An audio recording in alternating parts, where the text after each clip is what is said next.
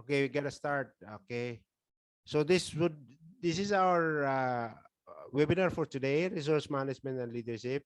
We'll be talking about resource management, right? We know already that the company will not survive, will not prosper, or will not succeed without resources. We manage all these resources, man resource, money resource, time resource. Even time is also a resource, and machine resource, materials resource. All these resources we are managing. We are taking care of them. We are developing the people, the human resource. That's why we call them human capital. Yeah, we put the company is putting investment on these people. So that's why very important. And why it's called resource management leadership, because all these resources you need leadership. You need leadership in terms of planning all these resources, strategic planning, operational planning, okay, tactical planning. You need leadership. You're having follower, and you need to get all those followers follow you, being a leader, managing all the resources. So we talk about a little bit about resource management and little about bit about leadership. And this is all coming from American Society for Training and Development program system that I took. Okay. Uh, Association for Talent Development, and also a little bit about American ASME. Okay.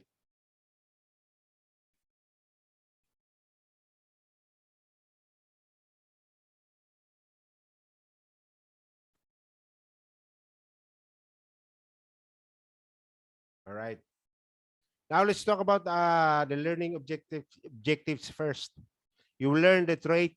We'll be talking a lot about trait, about behavior, and situational approaches to leadership.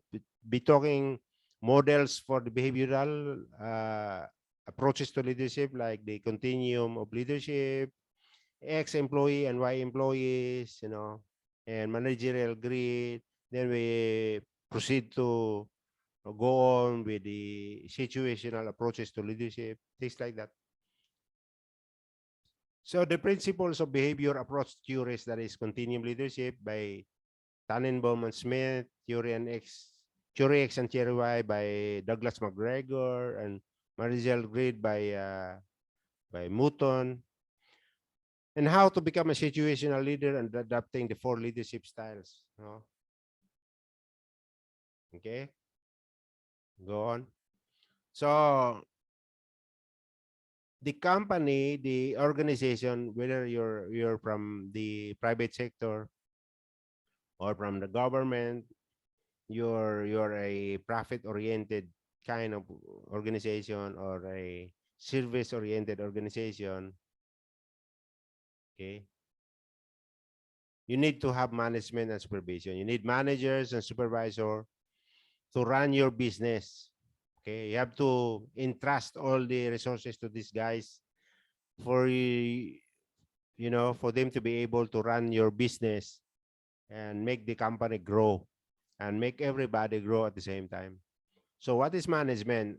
Management is organizational resources that you have to manage. You have to have controls. You have to have planning. You lead people, the human resource. And there are four management functions that we're going to talk about. This is the planning, leading, the organizing, and control, or the organizational goals, the common goals. If you are a profit organization, then you are going for the profit.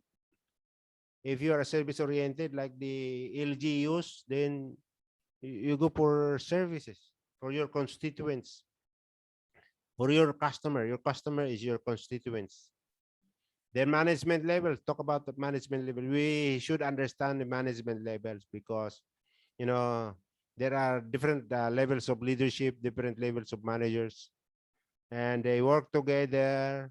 They work as a team for the common goal of the organization. Then, most important, uh, key performance is the efficiency and effectiveness. Okay.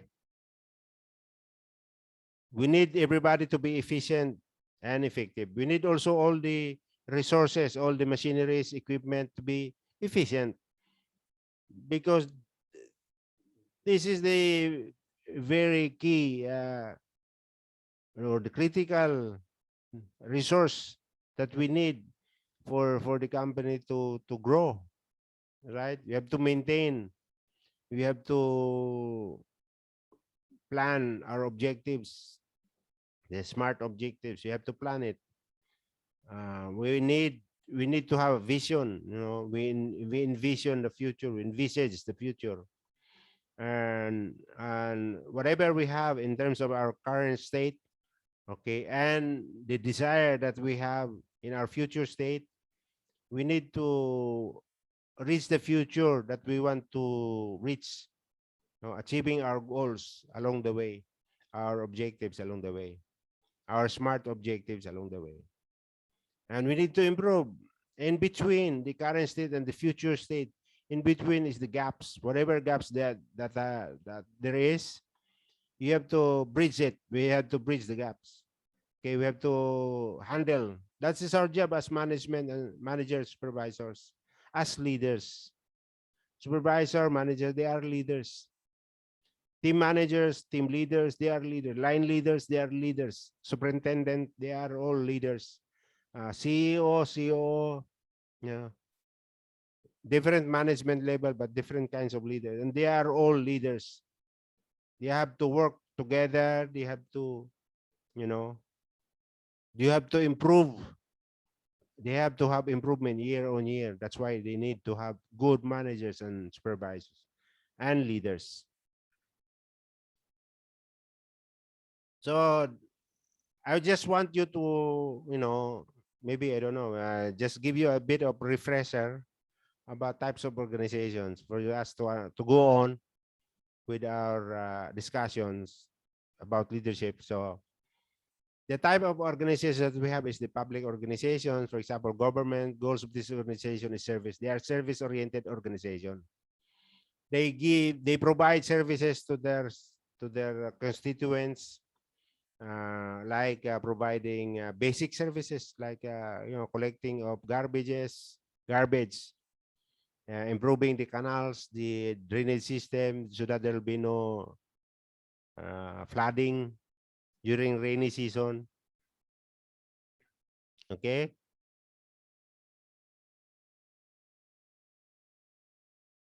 Hang on.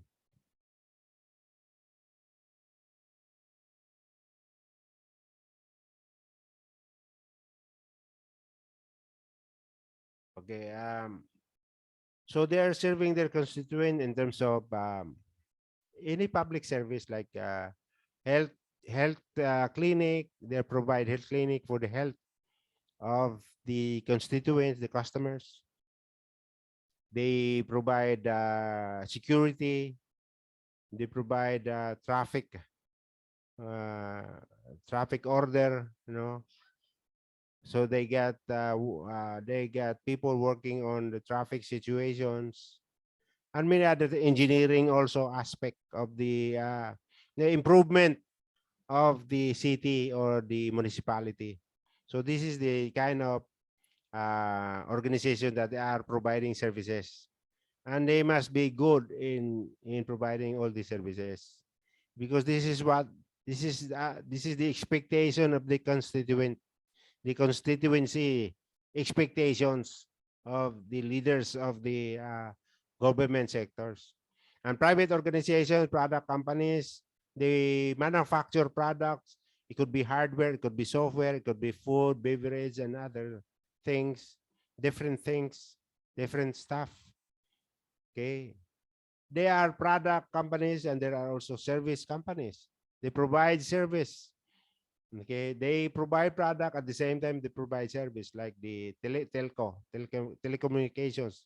They provide products and services, and bunch of their responsibility is providing services. Goal of this organization is profit. This is all profit. Unlike the government, this government is they have to show that they have the capability to provide excellent service to the people. That's the goal of the public organizations. But when it comes to private organizations, all they're after is the profit. They are profit oriented organizations. Okay, hang on.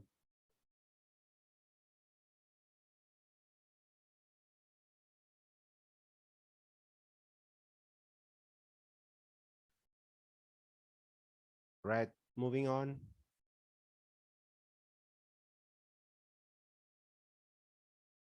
Okay, let's talk about management. Management is the coordinating of resources. 4M. I mentioned this a little bit already. 4M, materials, machine, money, and time to reach stated and understood goals. When you join a company, the company is expecting you to provide all this management and leadership. Now, coordinate resources through 4 functions: planning, organizing, influencing, and controlling. When you're doing planning, you're doing daily planning, tactical planning, operational planning, or strategic planning, the long-term planning. In our previous company, we do a 5-year plan because we are profit oriented. We produce products and we sell it to the customers, to the consumers. So we are going to plan for it because our mission or vision is to capture all the markets and be able to, produce quality products for the consumers to like it and multiply our customers and be able to capture some markets. So we do planning. We do strategic planning, long-term planning, because we are also looking at our capacity to produce. If our products or our customers or our sale is increasing year on year, 10% increase, 20%, 50%, even double, you need to have capacity. You need to have plant capacity. So planning is critical role, critical activity of the management. We need to plan well ahead. We need to have a capacity of the plant. Maybe the rated capacity of our machine is not enough to produce the demand of the sales, or maybe the logistic side, the transport, uh, distributing the products to the customers, supermarkets, to the depots across the Philippines. We need to plan. We need to have capacity planning.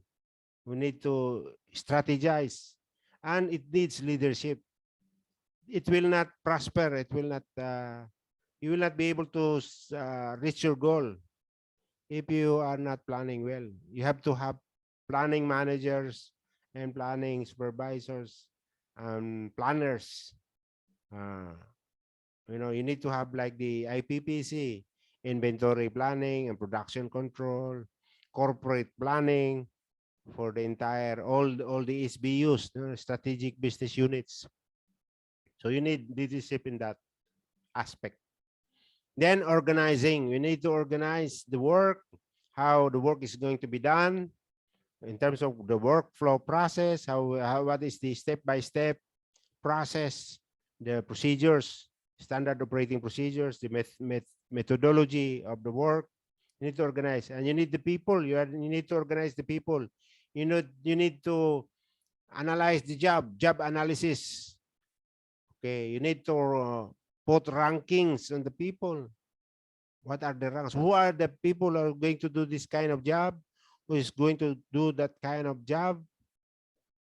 Those are the people that you need to organize and need to develop at the same time. So it's very critical. And leadership, again, in this aspect of job is really very critical. Then you need to influence people to follow you. You need to influence them to follow the company policies. There are so many company policies.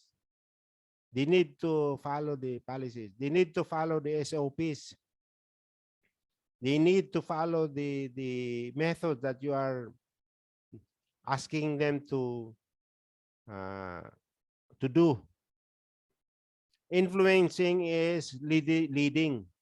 Leadership is influenced. So many influencers, that are failing because they're not having good leadership skills or competency in leadership. So you need to have this influencing and controlling. The all the resources are entrusted to you by the organization. You need to control. You need to put a system in place. You need to put control measures in place to control in terms of pilferage, in terms of wastage. You don't want to waste all these resources from the company. The company is expecting you to control, to have controls. So all of this needs leadership. They are all leadership. Influencing deals with the human relation skills, or you can say interpersonal skills, right? So this is the soft side of the management. The leadership is the soft. It's like a soft skills. Okay, the leadership is soft skills. It's the soft side of leadership of management. Okay, when you're a manager or supervisor or something else. So human relation skills. So what are the human relation skills? This is in terms of motivation. You have to motivate your people. You need motivation because the most important asset of the organization is the human resource. The most important. Nothing can be most important than the human resource. Most the some companies are failing, you know, they go they go for bankruptcy because of their leadership. They're not dealing with their people in terms of motivation. Okay, they have to motivate. There are two factors to make people the readiness level of the people to do the job. One is uh, ability to do the job, and the other is the willingness to do the job. And if they don't have motivation, then they're not going to have the willingness to do the job. Okay, then leadership also, of course. You need leaders, and because you need followers. You have followers. They're all doing their own critical jobs. The leaders and the followers. And the follower must follow the leaders, and the leaders must lead. They have to have uh, rapport. They have to have team build. They have to build the team. They have to work together to achieve the goals. No man is an army. So if you're one man, you cannot do it alone. You need people to help you out. Communication as a leader, as a manager, you must be good in terms of your communication skills. Communicate, you'll be able to send the message across, be able to communicate effectively, efficiently, and be able to receive communications well. Also, at the same time, you're a good listener or could be an empathic listener. So, organizational climate is important. Make a good climate, a positive climate, a positive culture, especially if you're having a multicultural environment in your organization. You need to have all those.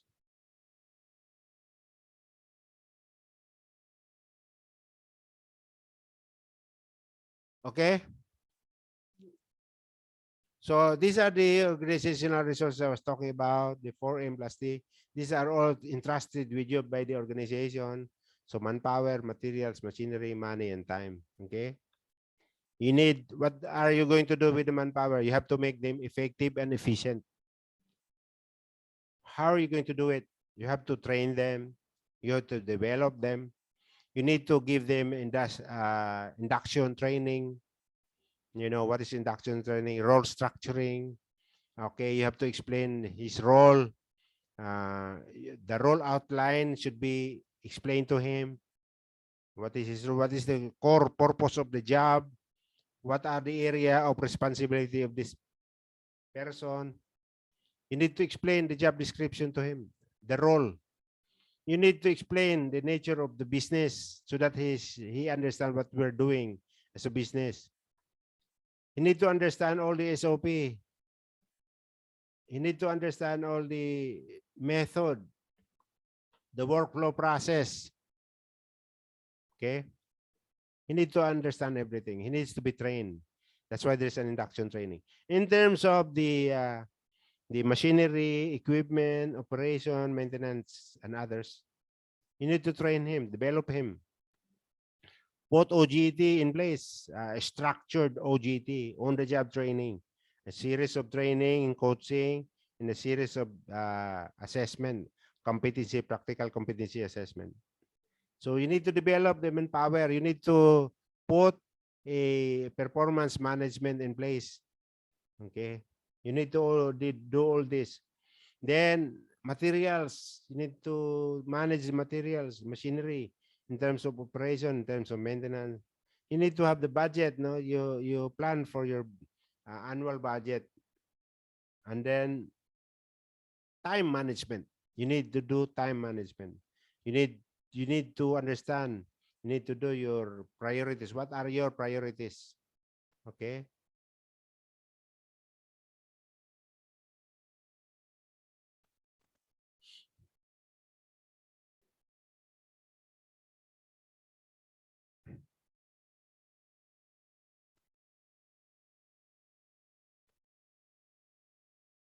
So for management function is planning, knowing where we're going, problem solving, and decision making. You should be a problem solver. You need a lots of problem solving skills.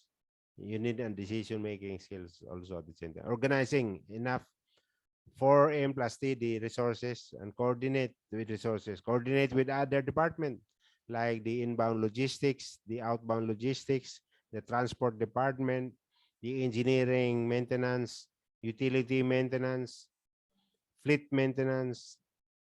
You need to coordinate. You know, you need to work as a team. Then influencing means supervising or leading.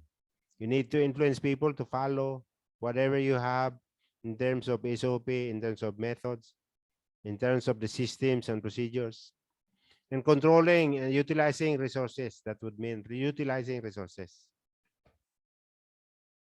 So organizational goals is achieving the goals, right? There is common goals, and the goals of the company is one thing only: profit making, money making. They need to make money to make the company grow. You need to contribute for the growth of the company, because when you have a growing company, the people also will have the opportunity to grow. There will be promotions. There will be there will be mm, salary increment, um, review of salaries, job evaluation. Changing of the ranks, of the grades of the jobs, or revisit the job, evaluating the jobs. That opportunities will come if the company is growing, the company is making profit. There will be changes in the compensation. Could be could be monetary compensation, or it could be non-monetary compensation. Benefits at the same time, the the perks, the benefits will also, they will be added benefits, added remuneration. So these all are awards, uh, rather rewards. Sorry for that. Rewards given by the company. If the company is growing, if the company is making money, so that is the job. That is your job to contribute. You have to be a contributor. Each and everyone should be a contributor.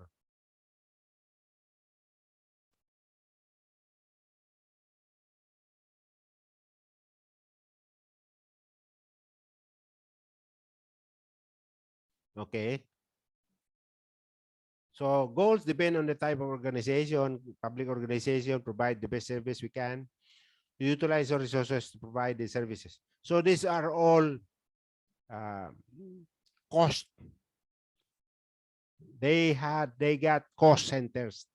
They don't have profit centers. All cost centers.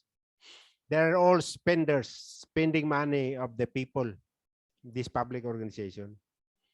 They they plan for the year budget. Where they get all this budget? From the taxes that people pay to the government. So that is their goal, to provide services. That's all they want to do. Provide services to make people happy, to make comfortable life of the constituent. Unlike the private organization, they're maximizing profit. No, they're doing all they can. They strategize to make more money, to make more profit, and to, you know, in the future, their vision is to buy more companies in the future, maybe, or to add more companies, uh, put up additional plants, manufacturing plants, or they decide to be a niche company, or they decide to be a diversified company. So whatever divisions they have, the leadership have, okay, they go for it by making more money. Why companies are disappearing? They're vanishing.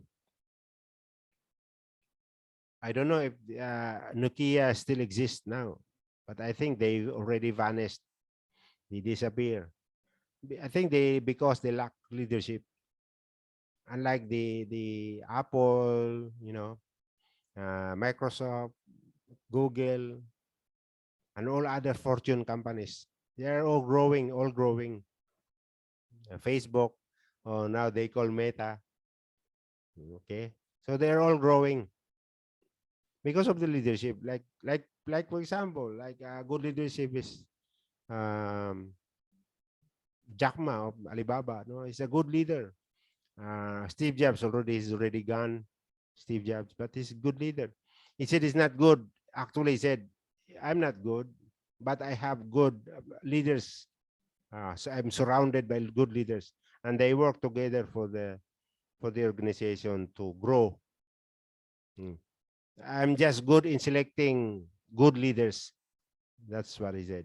I'm not technically sound, but I am good in recruiting leaders to work for me, to work for the organization. That's why the organization is growing. They only need good leadership of Steve Jobs. Now he selected good leaders, and these leaders are also, you know, continuing his legacy. Steve Jobs, right? And others, and other big companies. Okay.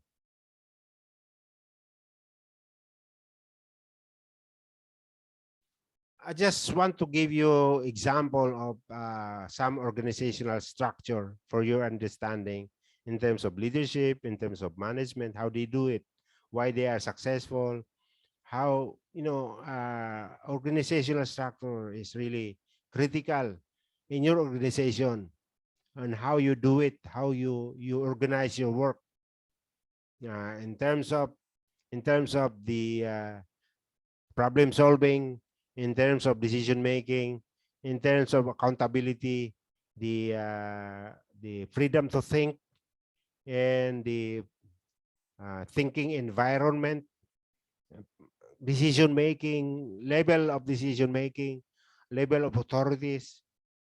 Very important that you put this into consideration when you are uh, developing your organization.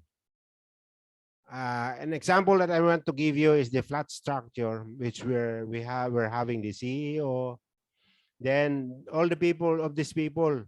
There are more of this. I just give you this example, but there are more. All these people, all these leaders are reporting directly to the CEO. GM sales, direct line to the CEO. GM operations, GM for distribution and logistics, GM for marketing, GM for product development. Some company call this research and development. GM from farming, GM for HR. As you can see, the line, the direct line to the CEO. GM administration, GM finance, GM quality management system, and GM quality assurance, and many others. Okay. What is the advantage of this organization? I'd like to tell you that. Okay. These GMs, if they want to propose something to the CEO, because the CEO will make the decision, they have certain level of decision making. But final decision could be the CEO, especially when it comes to business, big business changes, no, big change management in terms of additional plant, in terms of additional company, uh, buying more trucks and trailers. They're costing millions of pesos. You need the approval of the CEO. This is an advantage for all the GM because what? Because they're directly reporting to the CEO. All of these guys are reporting directly to the CEO. I can just talk without even outside of the executive committee meetings. Outside of that, they will directly talk to the CEO. It could be informal talks, or it could be formal talks in his office, and ask for something, ask for propose, want to propose something rather. I propose GM sales. I propose GM that I'm going to double the demand, the forecast, sales forecast for next year, for the next 5 years. I'm going to double it. Okay. And I need this. In order for me to achieve that, I need this. So what does he mean? And he said that it means it entails cost. When you are doubling, you need more people, you need more sales rep, you need more merchandiser, you need equipment, you need road trucks, When you are proposing, you need all this. It entails cost. When the GM operation is where you have the manufacturing, where you have the engineering, where you have the warehouses, the inbound, outbound warehouse. That's the GM. That's the operations. Okay, the GM sales propose this double. The GM operations says, I don't have the capacity. I need to put another plant, maybe 100 metric tons per hour capacity, rated capacity of the plant. I need to put this in place for me to be able to address the demand of the sales. Oh, CEO, I want your approval. Again, the GM distribution and logistics says, I don't have trucks. I don't have enough space for our logistics, inbound, outbound logistics. We need to double the warehouses, the space, the pallet tracking system, the automation of the, they call it ASRS, automatic storage and retrieval system. We need robot pick and place systems in place. Okay, it entails cost. It will have a capex, capital expenditures. GM marketing, we need more people to do our marketing. We need to put more ads, commercial. Marketing said, we need to put more commercial on YouTube, commercial on television, print ads. Need more money. GM product development, we need to, develop new products. We need to develop the existing products. It entails cost. GM farming also, we need to, if they're having poultry business, we need more farms. Okay, they need to buy more land for the farms. Okay, poultry or dairy manufacturing, they need more milking cows. They need more silo in the farms, pumping system in the farms. They need more tractors, equipment, etc.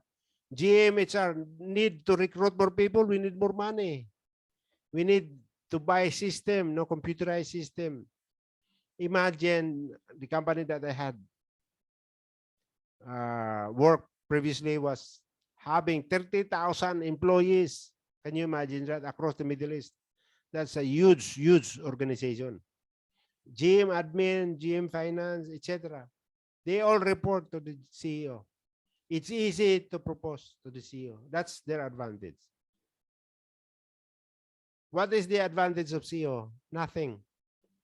Nothing. He's got disadvantage. He's on the disadvantage. Why? There are so many people talking to him, giving him problems. No, not actually giving him problems to solve, because these people already solved the problems. They just want to propose it. Maybe they made a gap analysis, they made a cost and benefits analysis, etc. And then they come up with a resolution, they come up with a proposal, and they're proposing to the CEO. So CEO is just making a decision, but he still, excuse me, he still has to uh, consider, or still has to review. And he also has to have, in terms of technical know-how, a management breadth. Just because he's a CEO, he will just make decision without knowing anything about it. No, he should know so many things in terms of the technical aspects, in terms of the technology. Like, for example, GM operations is proposing technology. He has to know about the technology in terms of the automation, in terms of the distribution and logistics, saying that he needs to have a pick and place robot to improve the efficiency of the line, no, increase the efficiency from maybe perhaps 90% to 98, 99% efficiency.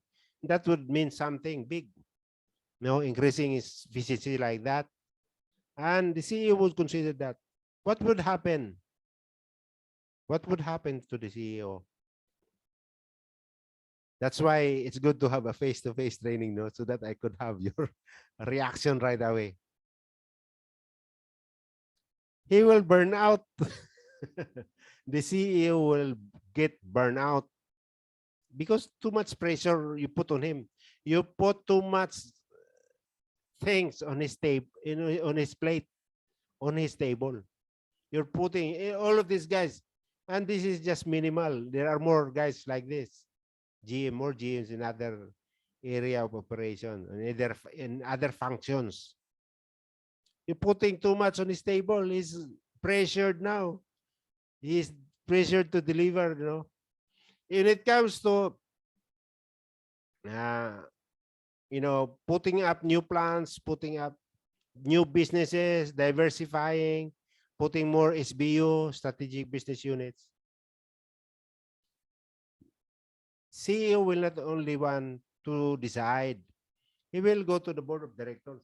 Of course, he will go to the owner of the companies. Okay.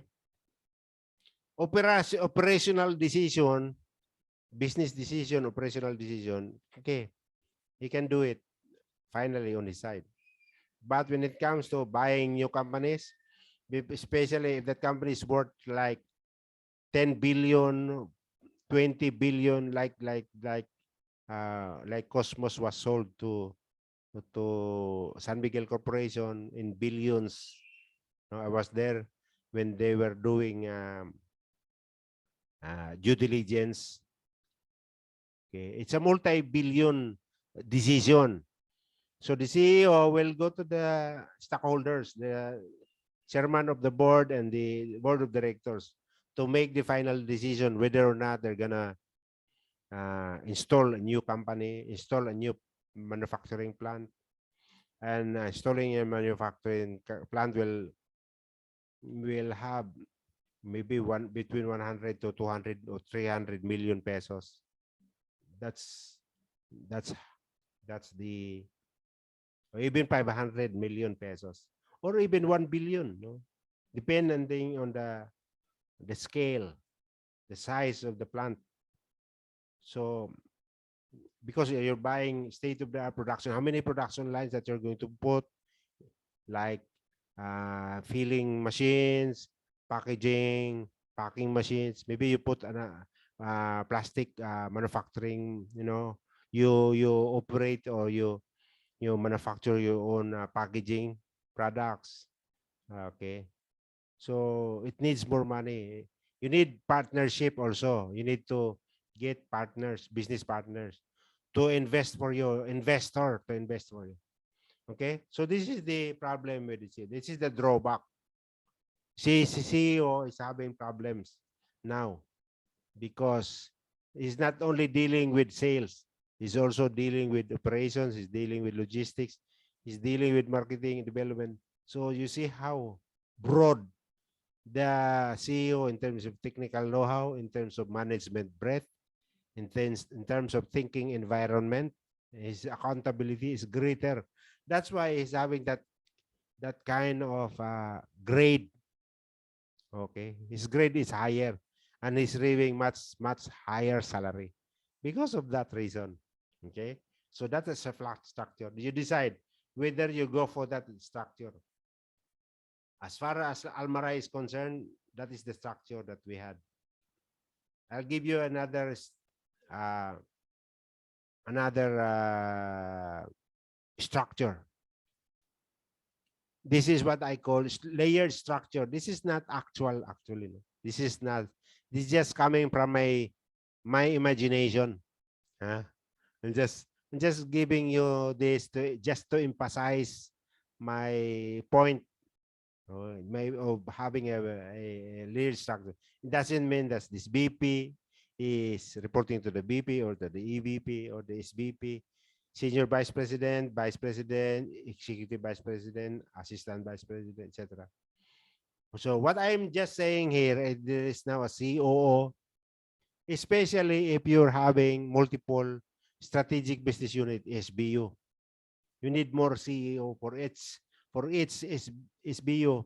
Like you're a company, food company, for example, you have a cheese business, cheese manufacturing plant, or cheese business. You're producing mozzarella, jar cheese, ball cheese, triangle cheese, all kinds of cheese. And then another company, poultry. You put another CEO, poultry business.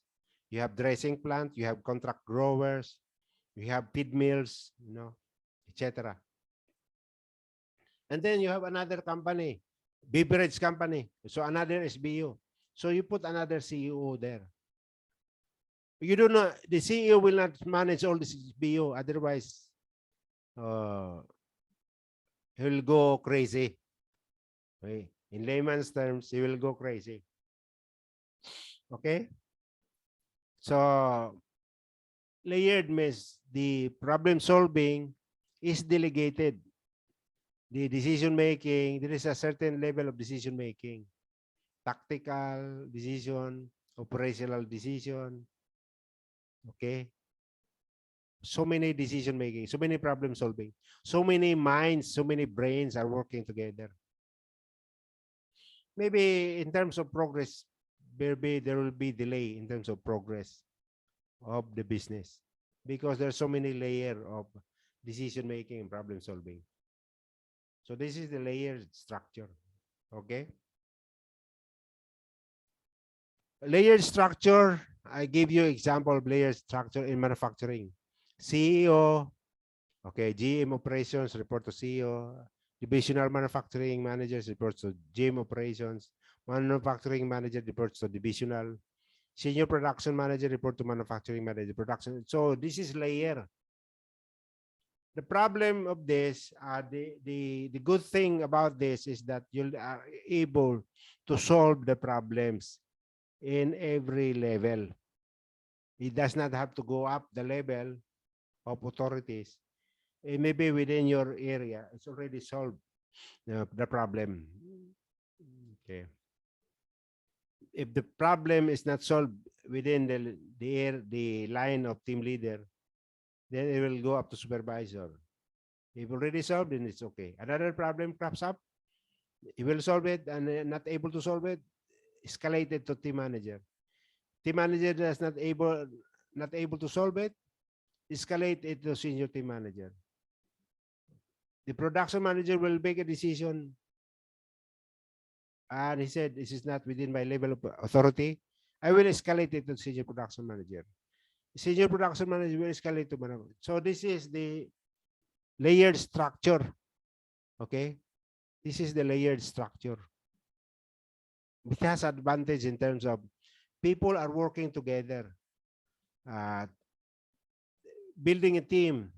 They are having a team effort in terms of problem solving, in terms of decision making, in terms of finding the root cause of the problem, in terms of finding the skill gaps, in terms of finding the resolution and making the recommendations, things like that.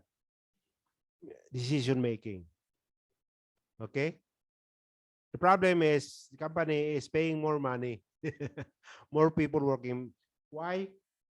Because if you are having a huge organization, can you imagine when I said 30,000 employees and you only have one production manager, you only have one engineering manager, you'll not be able to solve the problem.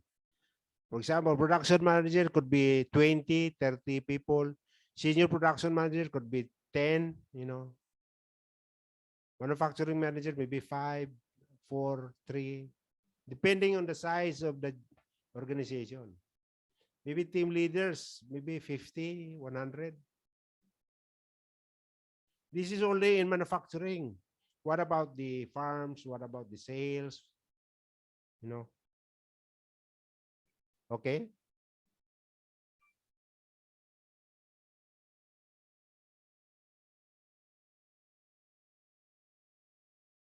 Okay, moving on. Management levels. There is what you call top management. This is president, chairman of the board, chief CEO, CFO, chief operating officer, vice president. Other companies, they also have CLO. You know what CLO is? Chief learning officer. Here we only have training manager, learning and development manager in the Philippines, especially, especially in the call centers, outsourcing company. You have middle managers and you have low level managers like the supervisor, the foreman. These guys have to work together to, provide results, end results, profit for the company. And they are coordinating all resources. They are delegating resources, delegating jobs. So different levels of leadership. And all of these guys should have leadership and should have decision-making skills, critical thinking skills, analytical skills, lateral thinking skills, all these skills they need and leadership in order for them to be successful. Now let's talk about efficiency and effectiveness. As I said earlier, this is the most important um, key performance in organization. The organization expects for its manager and supervisor to be both efficient and effective. Effectiveness means getting the job done, reaching the goal. If the people are not effective, what are you going to do? You're going to train and develop them to become effective. They have to be effective. You have to train them. You have to develop. You have to put investment in place for these guys. Maybe you need training department to do their job. Maybe you need SME, subject matter expert from the lines to do their job in terms of coaching, facilitating, guiding, coaching, training. Okay.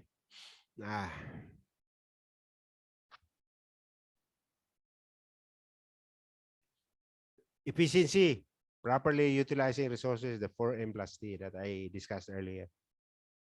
You need to be efficient.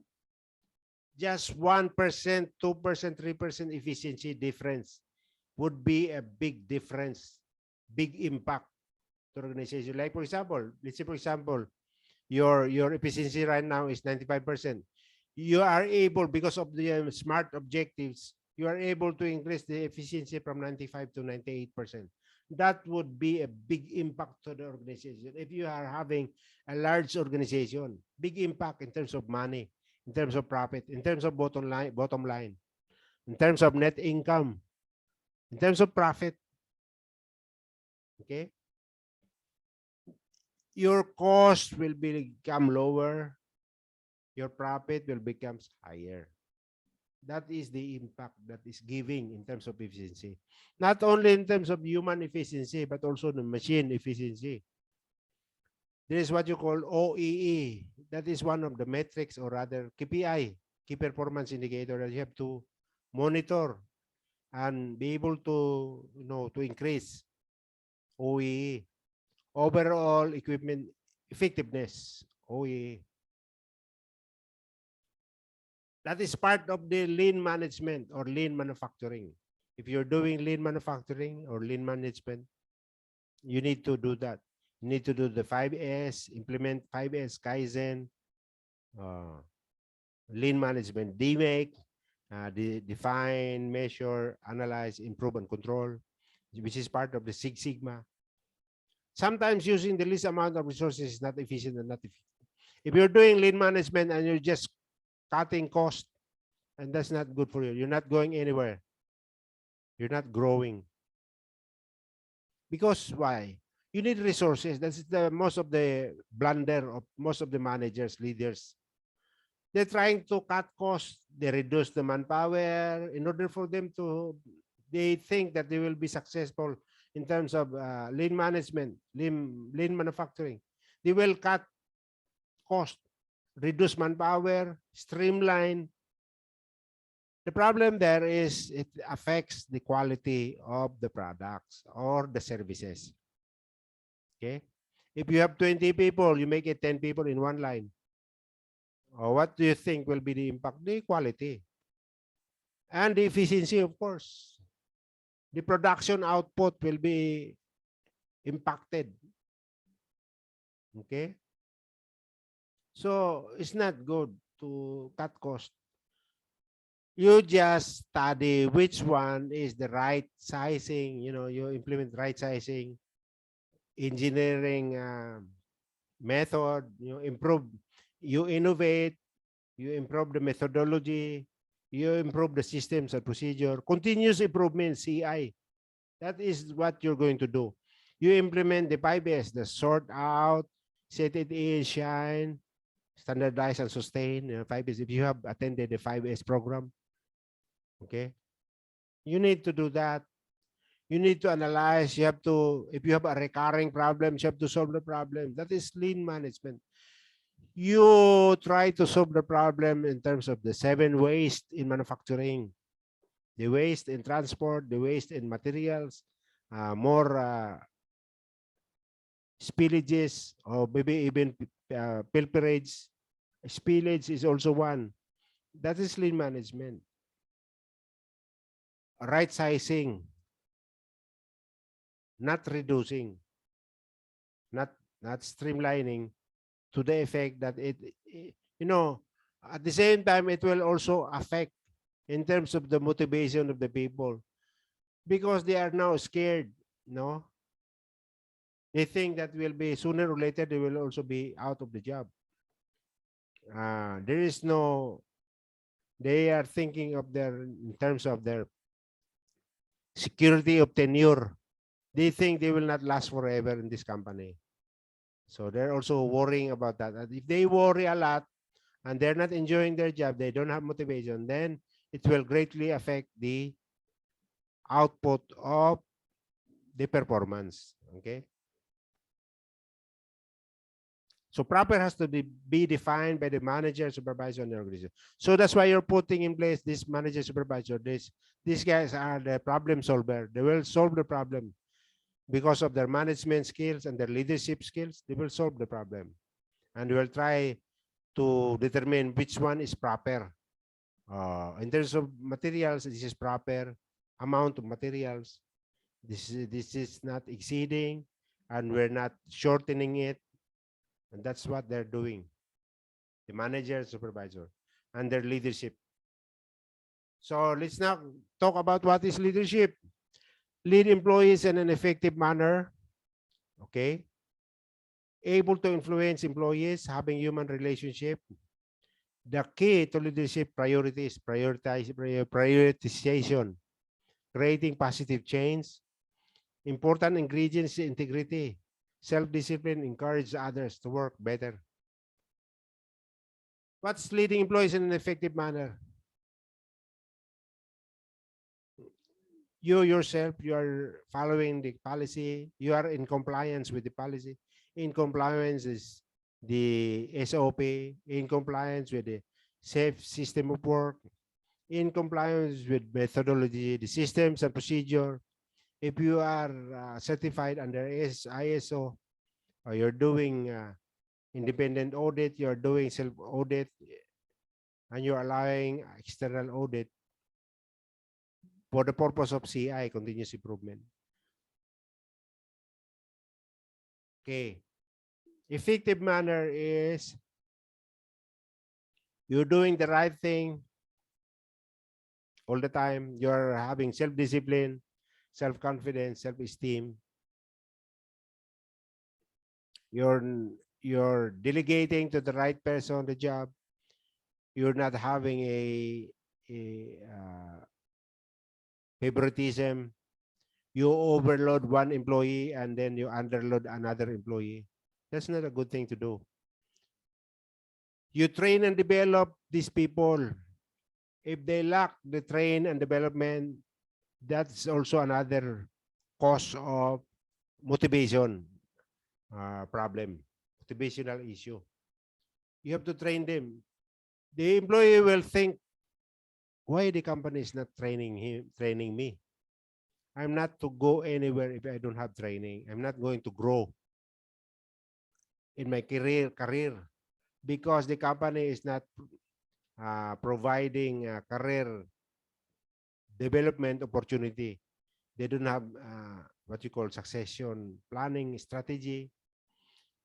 They don't have opportunity for promotion. Okay, you have to train and develop. You have to coach. You have to explain the role. You have to explain the job description, etc. Are able to influence employees. If you're having a track record, you're having a good performance, people will believe in you. People will follow you, and you'll be able to influence them because they believe in you. You become a celebrity. Why? Because you're a performer yourself as a manager and leader. You're always putting them in the right path of your leadership, right? Having human relationship, you are good in addressing conflicts in the workplace. You're addressing multicultural behavioral issue. You're good. You're having an open door policy. You you are open to suggestion, open for proposal, and you let people participate. You know, those are kind of relationship that you have to do. So the key to leadership priorities, you have to prioritize which one is important, which one is urgent, which one is non-important, which one is not so urgent. So you prioritize. You manage your time management. Which one is the most urgent one? You have it's good to multitask, but at the same time, doing multitasking is you're only doing the starting point for everything that you do. Nothing is completed, nothing is finished. That's the problem. That's the drawback of doing a multitasking. But dual multitasking is good if you can do it. If you are able also at the same time to prioritize, you have to do your priorities. Of course, you have to put in priority your people working under you. In terms of their training, development, you put priority on it. TNA, training needs assessment, you have to put priority in it. You address the weaknesses of the employee. That's how you put the priority. Okay? Creating positive change. Positive change in terms of the behavior, in terms of the habit, working habit, all positive change. Change management in terms of the processing. Okay, you making changes on that. Yeah, doing all the kinds of training. That is also part of change management. Putting more equipment in place to address, like for example, I give you an example. Uh, People are doing manual handling, okay, doing lifting, heavy lifting of materials, maybe polybag materials, materials in bags. They're lifting. What you do as part of your change management, you propose for buying lifting equipment, mechanical equipment, and that would be positive.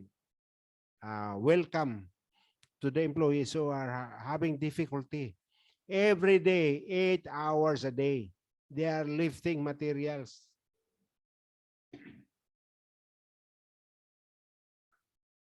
What do you mean when you're doing that? You are looking at the health, safety, and welfare of your employees.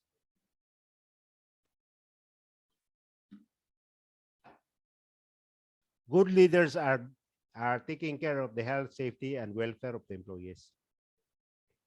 You don't want employees to experience hardships, difficulties. They have to be motivated. They have to do the job happily. They are actually enjoying their job. Important ingredient is the integrity. You as a leader, you have an integrity. Okay. When you say something, when you promise, you do it. You promise, you do it. When you put action plan in place, you don't start it, but you actually complete it. You have to complete. You convene meetings. We invite all concerned employees or stakeholders. Okay, and you finish. You finish the action plan, especially if it is related to improvement. The uh, bridging the gaps, improving the performance, improving the health and safety, especially if you have issues, incidents, accidents, injuries. You have to improve it. You have to put an action plan in place, and you involve everybody, and you let everybody participate. And there are certain area that you have to delegate to your employees. Okay, self-discipline. You as an employee, as a manager, leader, you need to have discipline also, because the people will look up to you. Uh, you come on time, you come on meetings on time, discipline, no vices, okay, etc. Uh, Time management is very important, discipline. Encourage others. If the people feel they are not up to the challenge, they don't have the ability, they don't have the skills to do the job, no technical know-how, no knowledge, no experience, you have to give it to them and encourage them to improve. You can do the job, you can do it. You have to rely on your ability. I will give you the training, all the training you need, all the development you need. But you have to have courage. You have to have willingness to do the job. Okay? So definition of leadership is influence. Okay? So leadership is influence. How to win friends, they become your friends and they become your followers. You influence them. How to win friends and influence people. Like for example, if you're a salesman and you're selling difficult to sell items, what you do is you win friends and then influence them. And then later on, they will buy your products because you are able to influence them. So you become an influencer. Why celebrities are the one doing endorsement of certain products? Why they're doing it? Because they are good influencer. There are many followers, and they believe in that celebrity. So the popular celebrity is the one doing the influencing. Okay. And there are politicians who are good influencer. There are TV personality who are good influencer. They influence people because they are celebrity and people are following him. Whatever they say, they people are following. So in organization, if you're a good leader, you become popular and everybody will follow you and you become a good influencer.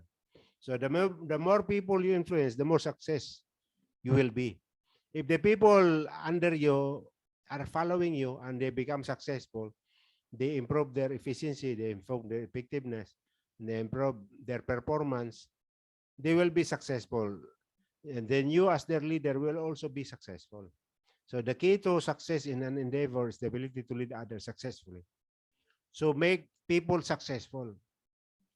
There are people, managers, leaders who are not sharing their knowledge, sharing their technical know-how, sharing their skills, sharing whatever they have, sharing whatever experience they gain from the past experience. They're not sharing. They think, oh, this guy will replace me. That's not good idea. You have to share because you want them to be successful. If they become successful, you will also become successful yourself as a leader, as a manager. You have to share. That is one of the most important value in the workplace, in an organization. I'll give you 6 uh, important values. Number 1, adaptable. You have to be adaptable. Number 2, sharing. You have to share your experience, share your knowledge. P, passionate. You have to be passionate with your work, with your employees. I, innovative. You have to be you have to have innovation. You have to be an innovative kind of manager. So 4 already. Respect. You have to respect the elders. You have to respect your co-employees. You have to respect the subordinates. You have to respect your peers, your colleagues, etc. There should be respect. Respect their ideas, respect their proposal, respect their suggestions for improvement. You have to think about it, whether they are workable or not. So respect. And the last one, see, number 6 that I'm going to give you as values that you need to adapt is the excellence. Okay. So adaptable, sharing, passionate, innovative, respect, and excellence. Those are 6 for me. Most important value that you should have in your organization. There are 5 levels of leadership. Okay. Okay, I'll discuss it to you one by one. Number 1 is position. Number 2, permission, production, people development, and pinnacle. This is from the bottom going up. Okay. The entry level is the position. The company is either promoting you or hiring you, and you're a new guy in the job as a new manager, you're a new leader. You become a leader because you have the position. It doesn't mean that you are good in terms of leadership, in terms of human relation skills. It doesn't mean that you're really good as a leader. But the company has assigned you a position. You have a position. So the people working under you have no choice. They have no choice. They have to follow you. Although they don't want to follow you because they don't know you, they don't believe in you, they don't have trust in you, they still not sure whether you're good or not. You have not proven yourself yet. You have not given them track records of your experience. So they follow you because they have to. But deep inside, they don't want to follow you. But they have no choice. They have to follow you. Because you have the position. Whether they like it or not, you have the position. The company has given you a position. as a leader, as a manager. So they have to follow you. And then the second level is permission. Now you have improved as a leader, and the follower has given you permission to follow, to lead them. You have now the permission. Now the people are following you because they want to. They have to because you have the position. And also at the same time, they want to because they know you're good now. Maybe you're in the job for the next 1 year, 2 years, and you have now proven yourself, your worth, and the people said, okay, you're okay, and we can follow you now. We're giving you now permission to lead us. That's what they do now. So the two things that very important, they follow you because they want to, and they follow you because they have to. Okay? So you're on the second level of the 5 level of leadership. The third level is production. Now you have proven yourself. You are on third level production. You're producing. You are performing. The people are following you. They have interest in you. They have trusted everything in you. They believe you. They see your track record now. They see your performance. You're having a good performance, and you are producing. You are performing, so people will follow you. They have to, and they want to. They want to follow you. Now you go to the next level. You already have an experience in terms of leadership and management. Then you want people. You'll be on the people development leadership level. You develop people. You train people. You make them leaders. Okay, coach them, mentor them. If you can, if you're a good leader, you can clone yourself to become, to produce more more leadership. Okay, you develop people, you make them grow in the company, in the organization. They become managers themselves. They become leaders themselves because of your training and development to them. Okay, so people development is a very good level for leadership. And you go to the next one is pinnacle. Pinnacle is the last and the peak one for the 5 level of leadership. The top one could be, you could be a vice president of the company, could be CEO, CEO, or a GM, general manager, or even a manager. You're in pinnacle. You are good in terms of management. You're good in terms of your planning. You're leading, organizing, and controlling the aspect of the business. Okay, you develop the people, you have concern for the people, you have concern for the job, you have concern for the business, and you're in the pinnacle now. You make decision making. You were a problem solver, and now you're making uh, top decision making. Decision making to diversify, to buy more companies, to add manufacturing plant, to capture some markets for your niche business. Okay, so pinnacle is the top one, and you want to be in that position as a leader. You got everything already as a pinnacle leader. Okay, so that would be the 5 level of leadership.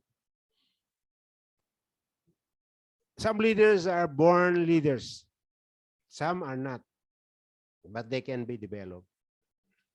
So developing the leader within you, you have to develop the leader within you. As you go on with your work, with your work with the organization, you have to have, you have to develop your own leadership skills. Okay, hang on, please.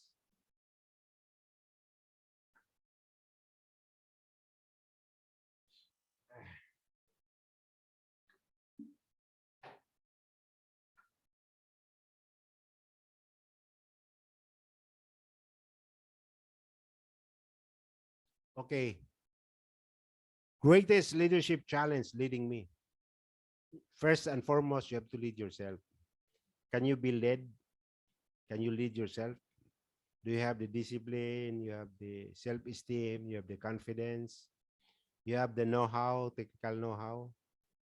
You have the ability to do all kinds of work. They have all the competencies of the supervisor or managers or leaders. Are you competent enough to be a leader? So it is easier to teach what I know than it is to live what I know.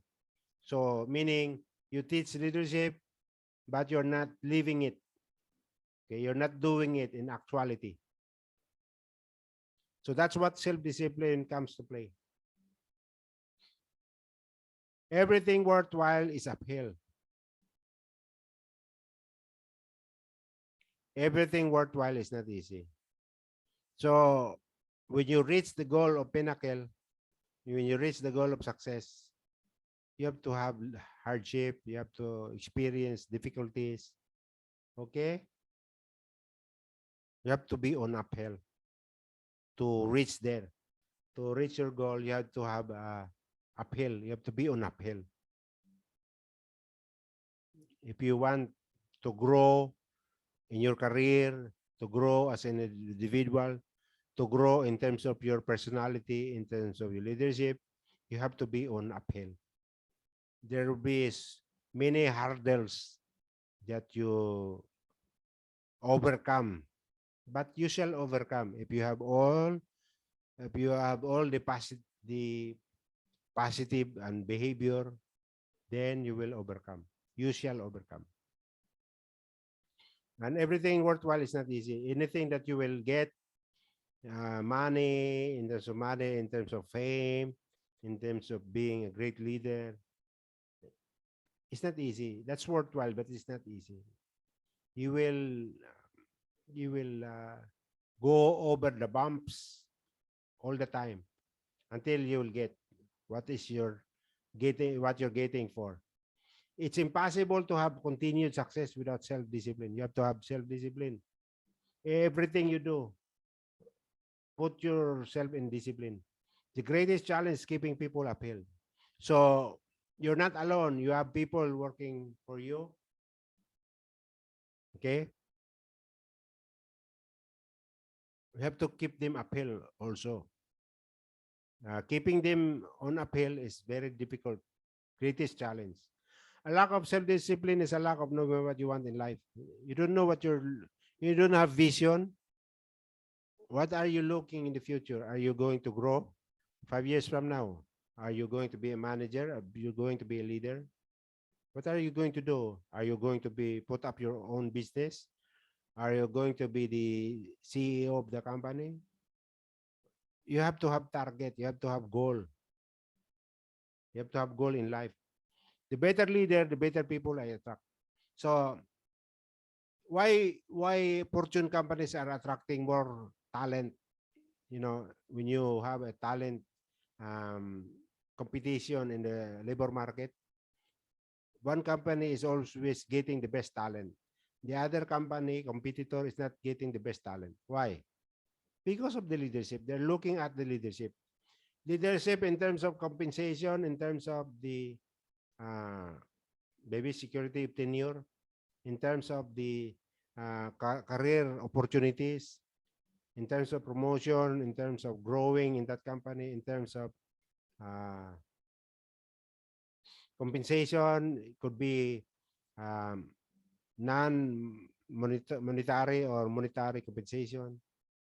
So fortune companies always attract good talents from the labor market. Okay, they're the first one to get all this talent because of their leadership.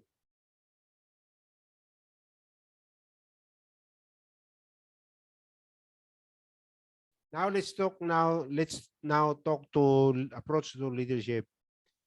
Leadership theories categories. There are many leadership theories, all of which is fit within three categories. The components of an effective leader. We'll talk about the trait approach first. Then we'll talk about the behavior approach to leadership. Then we'll talk plus the situational approach to leadership.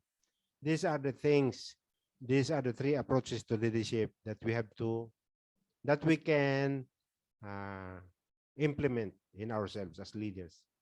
Okay. Let's go first with trait approach to leadership. So the question now I'm going to ask is, what is leadership? Which I've been asking already. Leadership theory categories and the trait approach theory. And what are traits? And what is leader's effectiveness? Very important to have an effective leader, effective leadership for to be successful, company to be successful, the organization to be successful, the individual to be successful. So leadership is about the ability to influence. I always talk about it. Influencing. That's leadership. The position or a function of a leader and the ability to lead. An act or instance of leading, guiding, direction. The leaders of a group. Ability means that leadership can be learned. Okay, it can be learned.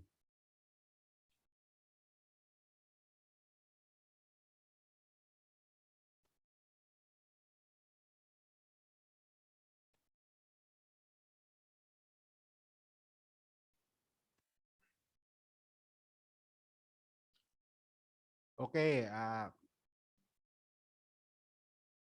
okay. The trait approach to leadership. The theory is that the leadership effectiveness is based on certain traits. Traits in terms of age, in terms of gender, in terms of height, in terms of education. People are hiring more mature people, their age, especially in the managerial position, in the executive position, because of their technical know-how, because of their skills, because of the management breadth, in terms of their problem-solving skills, in terms of their analytical skills, in terms of their experience that they have gained through the years, in terms of their wisdom, decision making skills. But other companies are also hiring younger people, maybe 27, 26 years old, 28 years old, 25 years old, 24 years old, because of their, their energy. They got more energy. They are willing to learn. They are willing to improve. Okay. They are good listener. They listen. They intently listen to older people. They want to gain experience. They have interest in them. They have the keenest interest because they're young. They still have the energy. Maybe the other companies are thinking, oh, the older people, they're now on the horizon. They're not interested anymore to improving the business, things like that. So that is the thinking of some organization and thinking, but in hey method of job evaluation, the US system that I have attended in terms of job evaluation, we don't put in the job description the age, we don't put in terms of the gender and height. On the education is okay. We are putting that in the job description. Why we don't put age, gender, and height? Because that would be discrimination. We are discriminating in terms of age, discriminating when we put 25 to 30 years old only. What about 31 years old? What about 24 years old? What about 32 years old? So we're putting 30 to 35 years old. What about 29 years old? What about 28 years old? Just because you are under 1 year younger, you don't qualify to the job because it's not written in the job description. In terms of gender, you have female, you are male only. What about female? Can they do the job? Or female only? What about the male? Can the male do the job?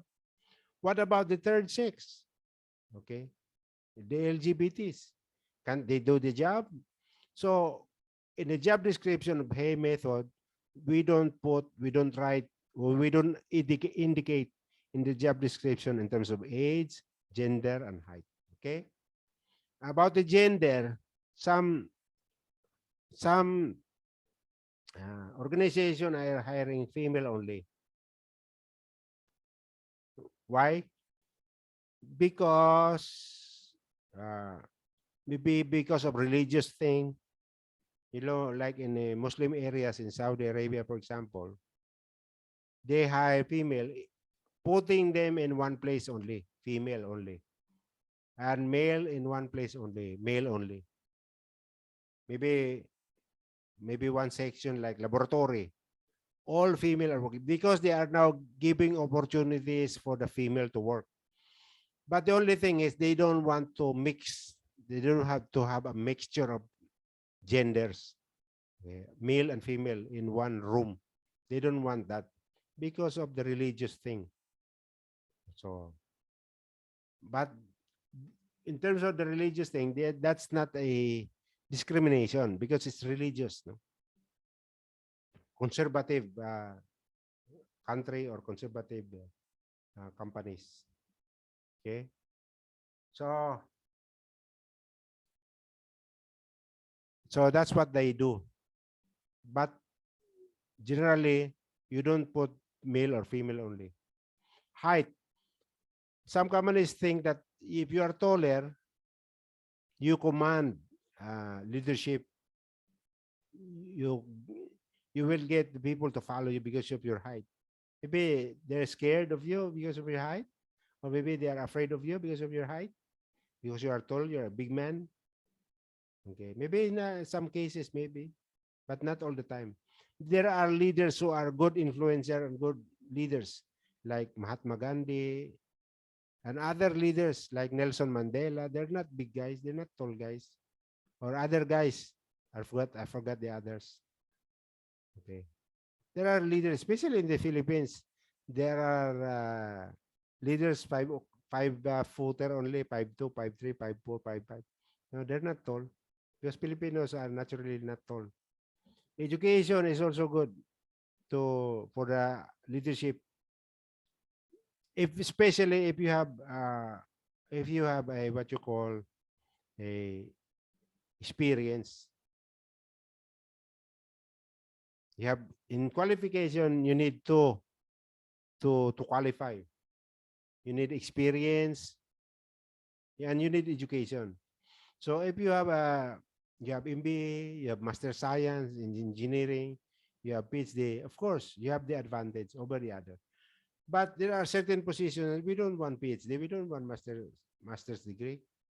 Bachelor's would be enough based on the job evaluation, based on the requirements of the job, depending on the kind of job that you're doing. Like production manager, bachelor's degree is enough. Engineering managers, bachelor's degree is enough. Transport manager, bachelor's degree is enough. Okay. But when you become a GM, general manager, you need a master's degree.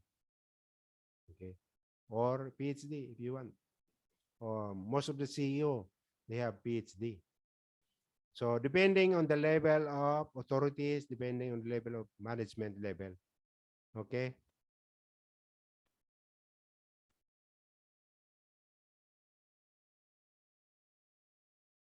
So theory state leadership effectiveness is based on certain traits.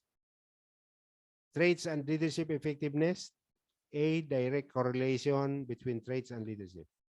There is a direct correlation, traits and leadership. Like the age, older people, they get wisdom. So it's a direct correlation. And a taller guy, maybe you command people because of being of your size. Could be a correlation. Leadership effectiveness has not been proven by certain traits. It's also not been proven, actually. It doesn't mean that you are younger or you are older. For example, in Japan, they have problems in terms of the baby boomers. There are more baby boomers than younger people. The generation Y, or the, what do you call that? the centennial guys. There are few people now in the young people. Why? Because the Japanese family, they don't have big families. In one family, only one son, one daughter, or maybe one son, one daughter, two children. They're not making, they're not producing more children. That's why there are more. That's their issue now. That's why there are more people, young, older people still working. 70 years old, 75 people, 75 years old, still working. When I went to Colorado, in Denver, Colorado, in Atlanta, I went to Minneapolis. Okay. I see lots of old people working, 70, 75 years old, still working. They don't retire. They just retire for the sake of, just for the purpose of getting the lump sum retirement fee. They retire actually at 62 years old, I think. Like steward, they're old because I flew with Delta Airlines. I have observed there are more young, older, more than 60 years old stewardess. Okay, in the airplane. You don't see that in Philippine Airlines, in our local airlines and other ASEAN airlines. Okay, they're still working in the hotels. The old people, some old people are still working in the office, in the work, in the maintenance, in on the streets. I see lots of. They don't, you know, no prejudice, no discrimination whatsoever. In the domestic security, in the immigration, in the custom, I don't see. I see lots of older people. Okay.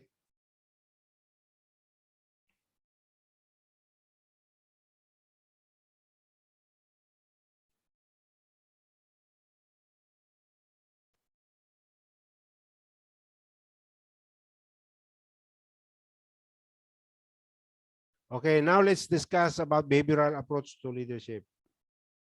I'm going to present to you three models. Okay. The Continuum of Leadership by Tannenbaum Smith, Theory X and Theory Y by Douglas McGregor, Managerial Grid by Blake and Moton. Theory X explains that leadership effectiveness has something to do with the leader's actions or behaviors. Categories of leadership theories. The first one that I'm going to present to you is the Continuum of Leadership by Tannenbaum and Smith. This actually was developed in the 1960s. Continuum of Leadership. Theory X and Theory Y, I think, was developed in 1958 by Douglas McGregor. Managerial Grid was also developed in 1960s.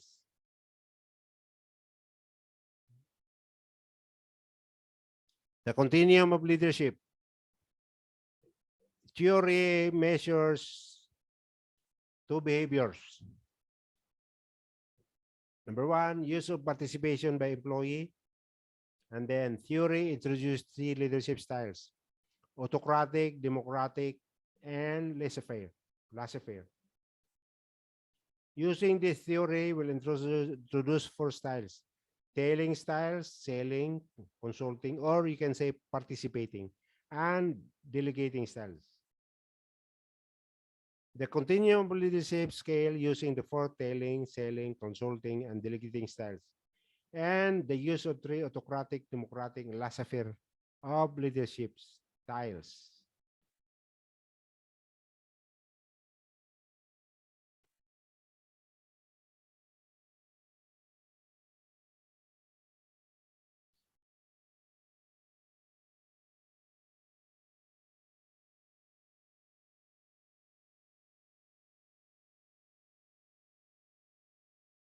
Okay, the continuum of leadership.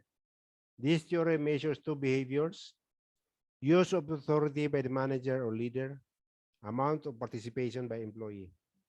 And there are three leadership styles: autocratic, democratic, and laissez-faire. And four uh, leadership styles, telling, selling, and participating and delegating. Okay, in this model, the continuum of leadership, okay, as I said, there are four leadership styles: telling, selling, consulting, or participating, and delegating. Then there is this area, use of authority by manager. And this area of participation by employee. Okay. And there are three leadership styles: autocratic, democratic, and laissez-faire. Laissez-faire is nothing. You're not doing anything anymore. You are free. You can sit down and relax. No more big effort. You're not giving effort anymore. You are relying on your employees to do the work, to do the planning, to do the management. You're relying because you have more, uh, trained and developed employees.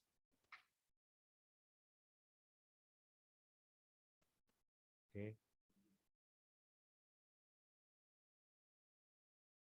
So if the employee is new to the company, maybe first day on the job, second day on the job, first week on the job, second week on the job, the manager is like an autocratic leadership, having an autocratic leadership. Okay. And he is using the tailing leadership styles. He's an autocratic. He used tailing. What is tailing? He tells his employee, this is what you do. These are the things that you're going to do. If you have problems, tell me.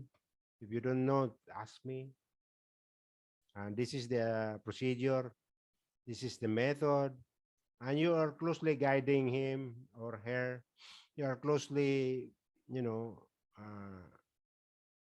monitoring, giving instruction.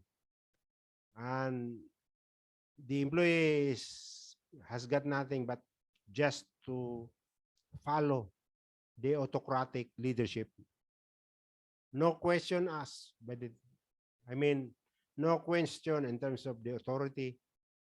Oh, no participation. That's autocratic and that's tailing.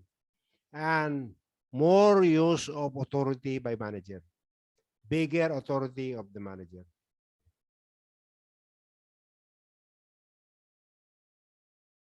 Okay. And area of participation by the employee is less. Here, less. Nothing. He will just follow whatever the leadership or the manager tells him to do. Just follow. No question asked. You don't do problem solving. You don't do decision making. You just follow whatever he tells you to do. That's tailing. Then as you grow with the company, you become having experience, maybe maybe 1 month on the job, a couple of months of the job. Now, a little bit autocratic, but a little bit now democratic. The leadership will use now a little bit of democratic styles of leadership. He will sell the idea to the employee. Oh, this is what we're going to do. What do you think? Do you have any suggestions? Sir, what about we're going to do this, do that? Is it good? Okay, sir. Okay, we're going to do this, sir. Okay, good, do it. So the use of authority by managers become lesser now. Okay. What's important is able to sell the idea, and he's now a bit of decision making. The employee will now make a bit of decision making. Okay. So the use of authority will become a little bit lesser, and the area of participation will now move to become bigger, and moving to democratic, moving from telling to selling a little bit then becomes participating. Now becomes really democratic. The employee will participate. The employee will say, okay, sir, I'll do that. I'll do this. Oh, I make a suggestion, sir. This is my suggestion. We'll attend meetings now. We'll be part of the decision making. We'll be part of the roundtable discussion. We'll be part of brainstorming or be part of the analysis or problem solving. He will now participate in problem solving. Okay? So it becomes democratic, more than democratic, and the area of participation by employee become greater. Okay? So as the employee gain more knowledge, gain more experience, and develop his skills, and become ready to accept any challenges, greatest challenge in work, more complex job, more complex responsibilities, difficulties, level of difficulties will become higher. Is ready to do the work. He understand the business well. He understand the work methodologies. He understand all the SOPs, in and out of the business. He can attend meetings. He understand what's been discussed in the meetings. He can participate in the meeting, make discussion. He can also be articulate, etc. Then the leadership, excuse me, the leadership will become laissez-faire and will become delegating. Okay, this is the evolution of the continuum of leadership, from telling to selling to participating to delegating. Having area of use of authority become from bigger to lesser. Area participation by employee become from less to more participation. We'll start from autocratic, become democratic, and laissez-faire of leadership. Okay? So an effective leader style fits on the line between autocratic and laissez-faire. So if the employee now is in the delegating more participation, are you going to be autocratic in your leadership? I don't think so. It does not fit anymore. If the employee is tailing and you're using laissez-faire as if he knows everything, so the leadership will just relax and trust the employee who is still on the tailing side, then that is not the right leadership styles. It will not be effective leadership. Okay? I hope you understand this. If you don't, if you want to ask question, you chat. You write in the chat if you want. I know you're shy. You don't want to show your faces, and you want to be, to be hidden. You don't want to talk also either.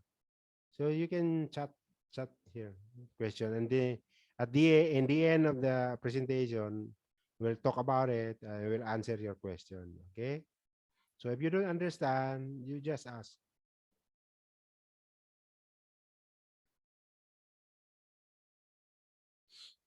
Okay. Okay, let's go to the next one. The next one would be theory X and theory Y. This is by Douglas McGregor. I think it was in 1958 or 1960, early 60s. Theory X and theory Y. What's theory X and theory Y? Theory X and theory Y is this is the behavior of the leadership and the behavior of the followers. And they are categorized, employees are categorized as theory X and theory Y, as well as managers also categorized as theory X and theory Y. I'll tell you why. I'll tell you how. Okay. The theory X employees gets the job done by riding on the backs of others. The theory Y employees gets the job done by themselves. What does it mean? It means something that the theory X does not know the job yet, is not ready yet to do the job, does not have the competency, does not have the ability, the skills to do the job, and does not have the willingness to do the job. That's why he relies with the Y employees. Gets the job done by riding on the backs of others. He relies with the Y employees to help him out with his job. He does not have experience, that have the knowledge, the skill, the competencies, the attitude to do the job. So he has to rely from his manager and co-employees. More reliance from his co-employees. The Y employees is experienced. He has got the skills, he's got the knowledge, he's got the competency to do the job. He's competent, he's experienced, he's veteran, been in the job for maybe a couple of years or maybe 5 years, already a veteran. Just like a basketball in your team, you're a new player, first year on the team, you're a rookie, and you're not being relied by the coach yet. Oh, you're not even starting the first five. So you have to develop, and then when you show something that you have improved, and then you show many skills, then that's the time you become a Y employee. It's like this one. He knows everything now. He gained knowledge, gain experience. He got skills already, developed the skills or the skill sets required to do the job. He's already have it. So become Y employees. Now, okay. Um, how do you want the leadership to be effective in this? You have to identify which among your employee complement are ex-employees. You have to identify which among your employees are Y employees in order for you to be effective and effective leader. Okay? How many ex-employees are there in your team? Let's say, for example, you're having 100 employee, 90 people are ex-employees, don't have experience, don't have competency, don't have attitude, don't have skills, don't have ability.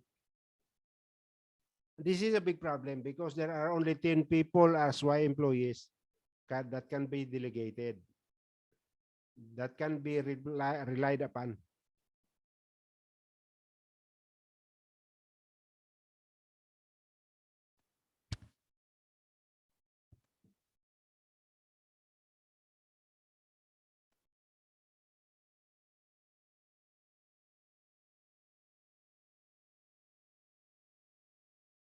Okay? So the more ex-employees you have, the more you have in terms of your problem. So you have, what are you going to do if you have more ex-employees? You have to train, you have to develop them, put them in the, on the job training to develop more competency, practical competency assessment, so that he will be developed. Mentoring, coaching, reviewing the performance, under the performance management. You look at the weaknesses, then you put a TNA in place, training needs assessment, put them in training and development for them to evolve into Y employees. Now you're having more Y employees than X, then you're solving your problems. Okay? You're solving your problems because you have now, maybe majority of your employees are having Y. Minority is the ex-employees. Then that would be good for your team because you have more Y employees that you can delegate more of the jobs to the Y employees. And the X maybe now 10 people against 90 of the Y employees. Then you can train this remaining guys and develop them to become 100% Y employees. and you will have a leadership effectiveness. If you still have ex-employees, then you have to give him, provide him the telling styles, the telling or selling styles. For the Y employees, this would be participating and delegating styles. The ex-employees, telling and selling, leadership. If you do that, then train and develop, then you do that, your leadership will be effective. Okay? You have to understand that not all people are the same. There are slow learner and there are fast learner. You have to have patience as leader. You have to have patience. You have to develop, coaching skills to coach these guys, to mentor these guys, to develop, to evolve to from X to Y employees. Okay? So this is what you have in terms of the X employees and the Y employees. I hope you understand that. Theory X assumptions and theory Y assumption. You have to assume that there are more X employees or there are more Y employees. If there are more X employees, you have to adjust your leadership style to be more effective. You have to work hard to develop these employees. Here, you have to have what you call uh, zap alone. What is zap alone? You leave them alone. Do their thing, do their job. They know what to do. If you are putting, telling, and selling leadership styles here, these guys will be upset because they know their job. Why are you still guiding them? Why are you still telling them? They know their jobs. Easy. You only zap them when you're not doing job, when they're failing to do it. Despite the fact that they are really good, but they are doing lots of errors, failures, then you zap them. But in the first instance, you leave them alone. Okay? So that's the assumptions. Leadership effectiveness with regards to theory X and theory Y means matching a theory X in thinking manager with a theory X employee. You have to match this to be effective. Matching a theory Y thinking manager with a theory Y employees. Because as a theory Y thinking manager, you are a laissez-faire. You leave him alone, do your job, do your thing. I'll just look at the result. Those are the things that I'm expecting from you. Just the result. I don't want to see how you do it. What is the procedure that you have implemented? What is the method that you have implemented? I don't have concern about that. My concern is the result. Show me the result. Okay? And I will give you a tap on the back. Okay, for recognition, for a well job done. So that is a theory Y thinking manager with a theory Y employees. Okay, let's now go to the managerial grid. I hope you understand the theory X, theory Y. Clear to you the continuum of leadership and the theory X and theory Y. Now let's go to managerial grid. This theory looks at two behaviors. Okay. Concern the manager has for getting the job done. This is the X-axis of the grid, which I'm going to show you later. Going to show you next. The next one is concern the manager has for his employees. This is the Y-axis of the grid. Okay.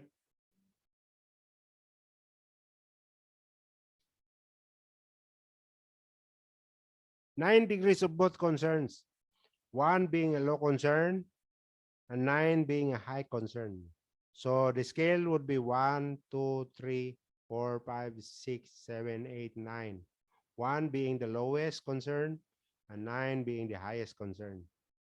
So the managerial grid model, concern for employees and concern for the job. Okay.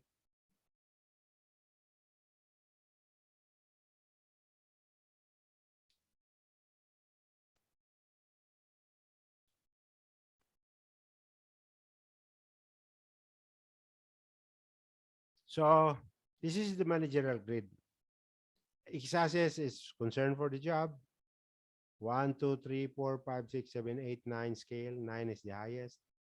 And concern for employee. 1, 2, 3, 4, 5, 6, 7, 8, 9 on the y-axis. Okay.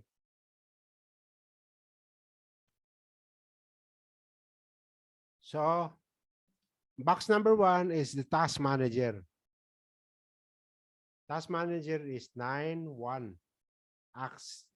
X-axis is 9. Y-axis is 1.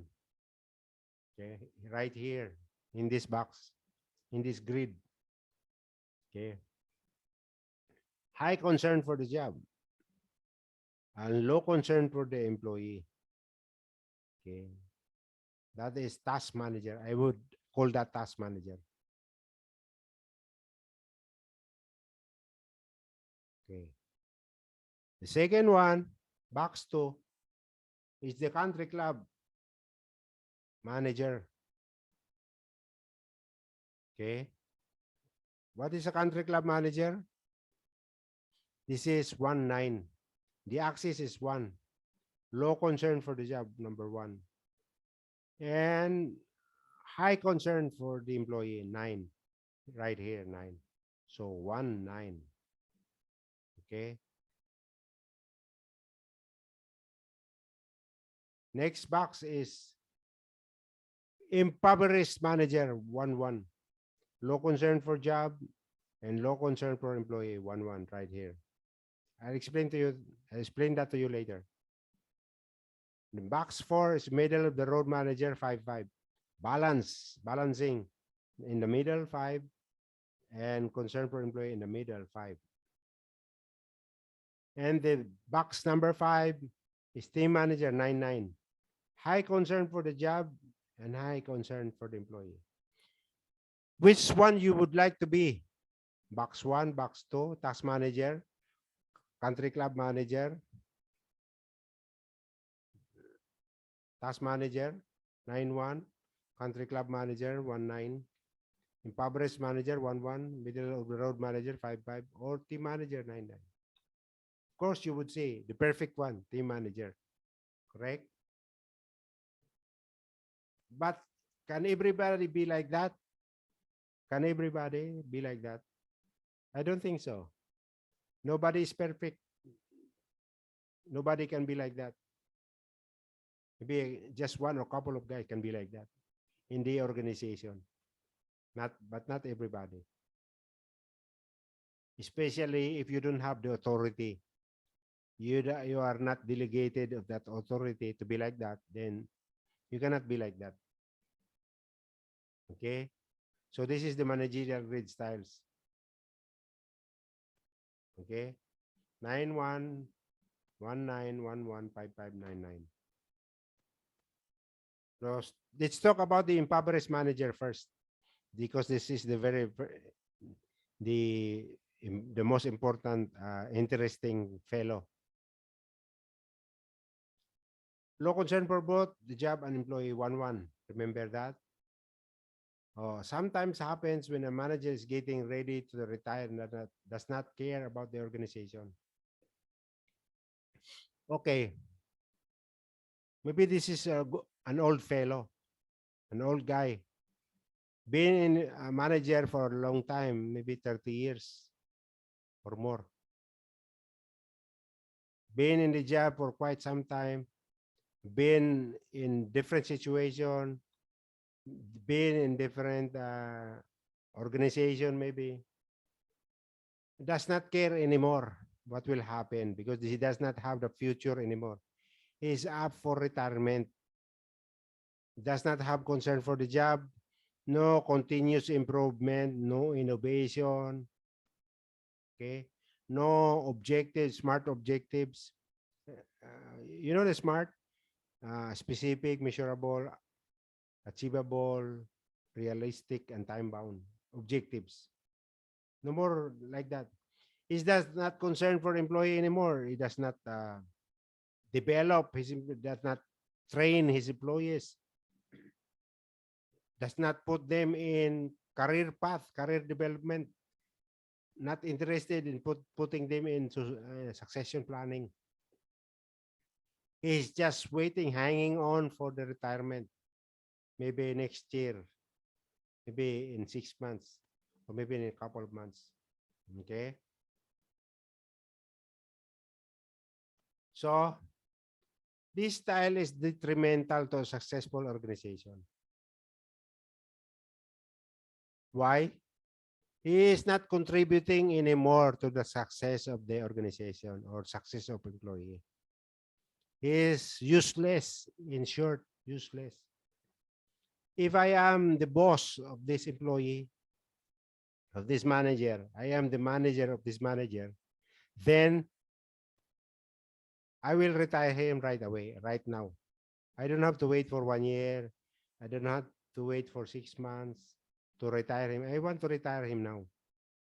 I want to get rid of him already because this style is detrimental to successful organization.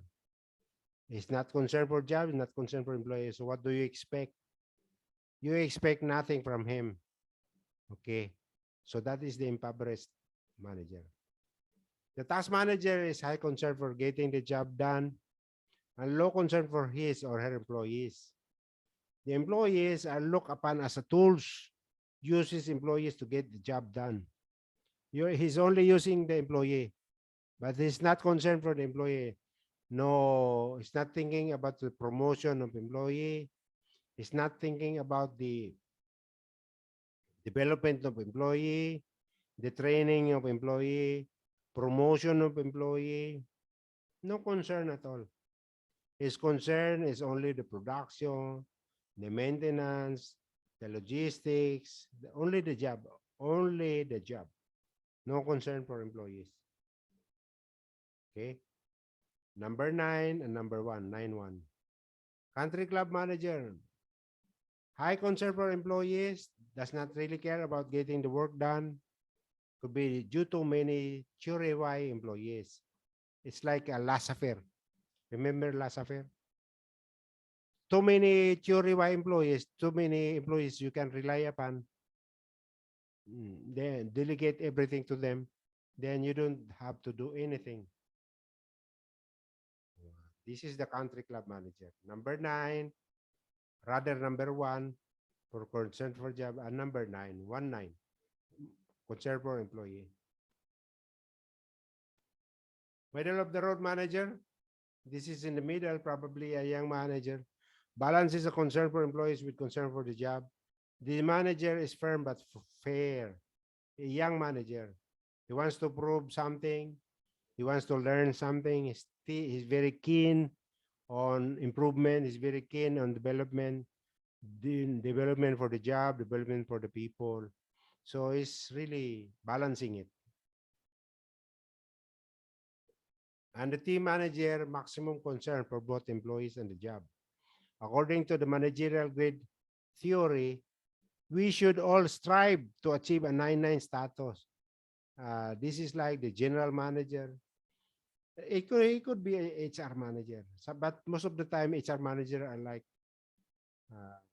more concerned for people rather than the job. Yeah, like that one. Human resource manager, more concerned for employee rather than the job. Okay. And the task manager or the 9-1, more concerned for the job rather and low concern for the employee is the production manager. One classic example. He wants to produce, produce, produce, produce. He does not care the welfare, the health and safety of his employees. But nowadays we're changing the mindset of the production manager. We're telling them you have to have concern of the employee as well. But you cannot avoid the fact that the production manager are really 9-1 in terms of the managerial grid. Okay? So The double nine is the general manager. And you know the other one, total disaster. This is the impoverished manager, 1-1. Okay? You understand now the managerial grade? So more or less, you know now how to select the best leadership by doing this model, by implementing this level. So which one you like most? Is it the continuum of leadership? Is it the theory X and theory Y? Or is it the managerial? Me personally, my opinion, I like the theory X and theory Y. But continuum and this managerial grade are also good. Okay, you can also, it is also good. It's just my opinion. I like it more, theory X and theory Y, because from the, from the training manager perspective, I would like to train and develop, train and develop, train and develop. And by looking at the theory X and theory Y, more weaknesses in theory X, then I know what to do. Train and develop those guys. Okay. So these are the behavior theories considerations. These theories try to explain that leadership effectiveness has something to do with the leader's actions or behaviors. It is something to do with the action, whatever it is, or the behavior of the leadership or the managers. You want to be effective leadership, then choose the right leadership behavior that you want, approach, leadership behavior approach, okay, that you want to implement. So you know where to go, right? So if you have new employees, you go for telling. If you have uh, a little bit of more improved employees, you go for telling. Really good now employees participating, and really good employees, you go for delegating. You you use the use of authority of the manager become lesser to delegating, and the participation of employees from less to more participation when it comes to delegating, and use the autocratic, democratic, and laissez-faire of leadership. Okay, you remember that? Okay, I hope so. So look at successful leaders and see what they do to be successful. Try to benchmark what type of leadership that all successful organizations are doing for them to become successful in terms of the leadership. The Theory X and Theory Y by Douglas McGregor, The Continuum of Leadership by Tannenbaum and Smith, and The Managerial Grid by Blake and Moulton. Actually, this is Moulton, not Moulton. I made a mistake here. Typing error. Okay, now let's go to situational approach to leadership. Premises and principles. The life cycle theory of leadership. What are they? Task behavior. What are behavior in the work? Okay, the task behavior. Relationship behavior. Relationship among employees. Remember, you will talk about the human relation skills. Employee readiness level. There are two factors in this: the willingness to do the job and the ability to do the job. When the employee is new, he is not ready yet. You have to be patient as leader, as manager. You have to be patient. You have to have patience. Train and develop him to become ready next time. Make him ready. So we'll talk about that. And leadership style, telling style, selling style, participating style, and delegating style. So premises and principles, variety of leadership styles to choose from. Uh, X and Y, managerial grid. Okay. No single style is best for all situations. Meaning, not one single style is effective to all kinds of leadership requirement. We have to make changes. You have to be adaptable. You have to be flexible as leader. You cannot be just like, straight, looking straight. You have to look laterally. You have to have lateral vision at the same time. All you have to have 360 degrees vision, not just forward vision. You have to look to the side. You have to look to the rear. Look, you have to look to the overhead. You have to have vision and everything because not one style is applicable to all style, all kinds of employees, all types of employees. Okay, so no single style is best for all situation. Different leadership styles are appropriate for different circumstances. So different circumstances. That's why we call this situational approach to leadership. Different circumstances. One circumstance needs this kinds of leadership.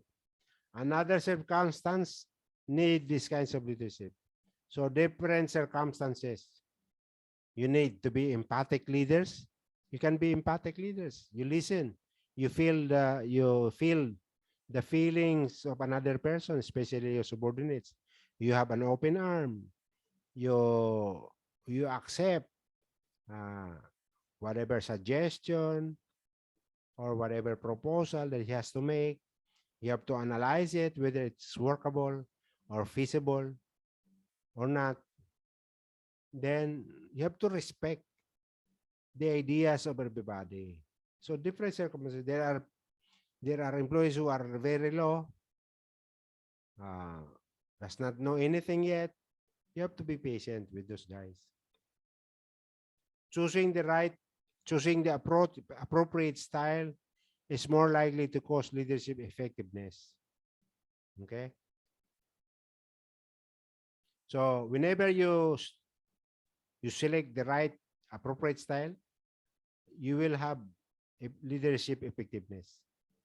More likely to cause leadership effectiveness.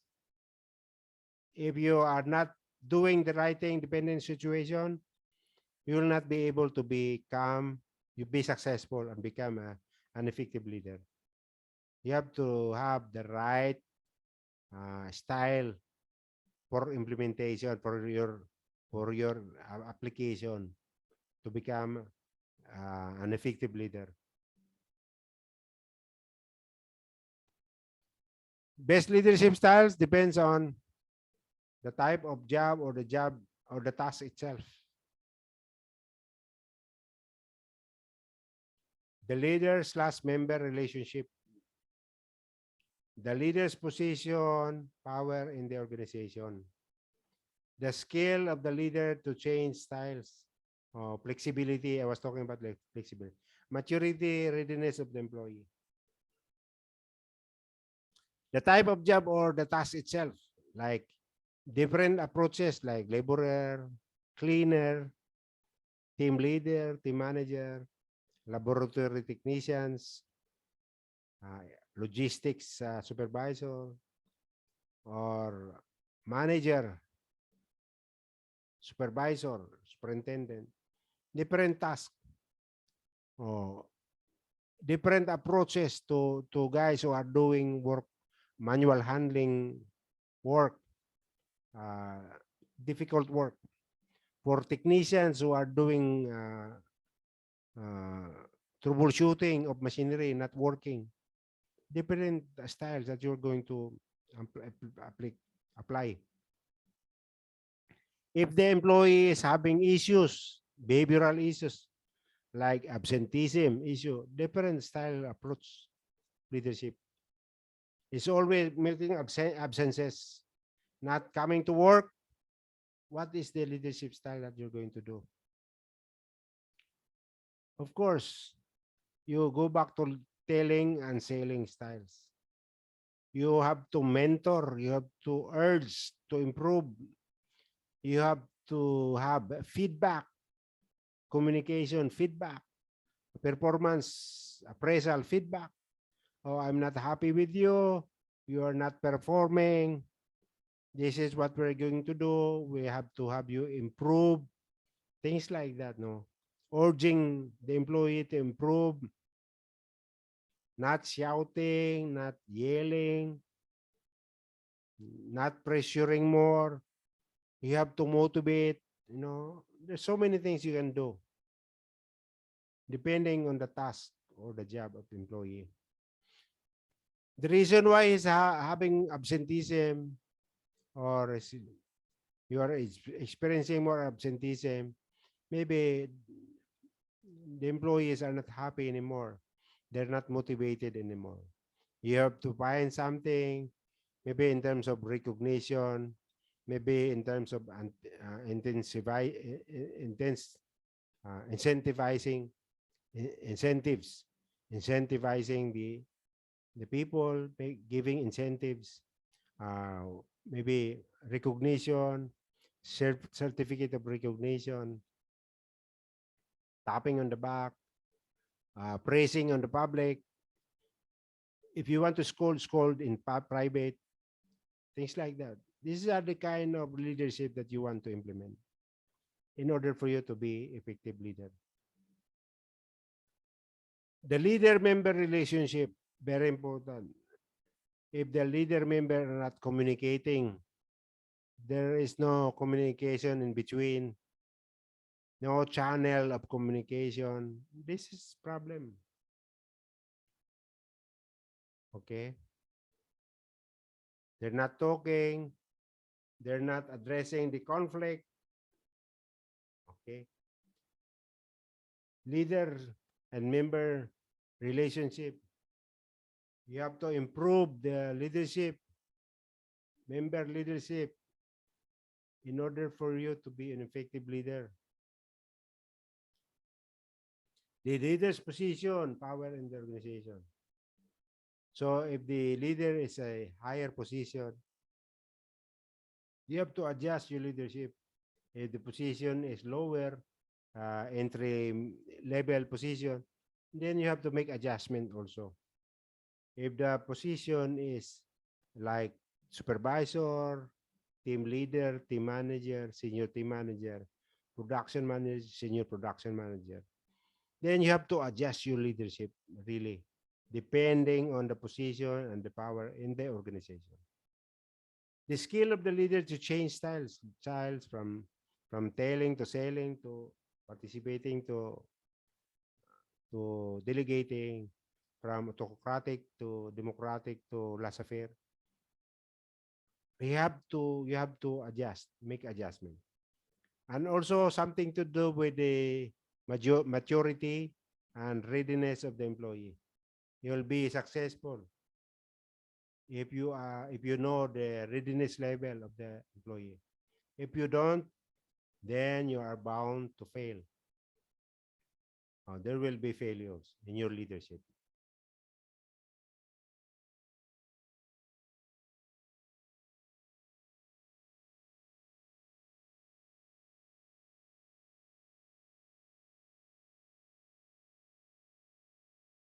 Okay, so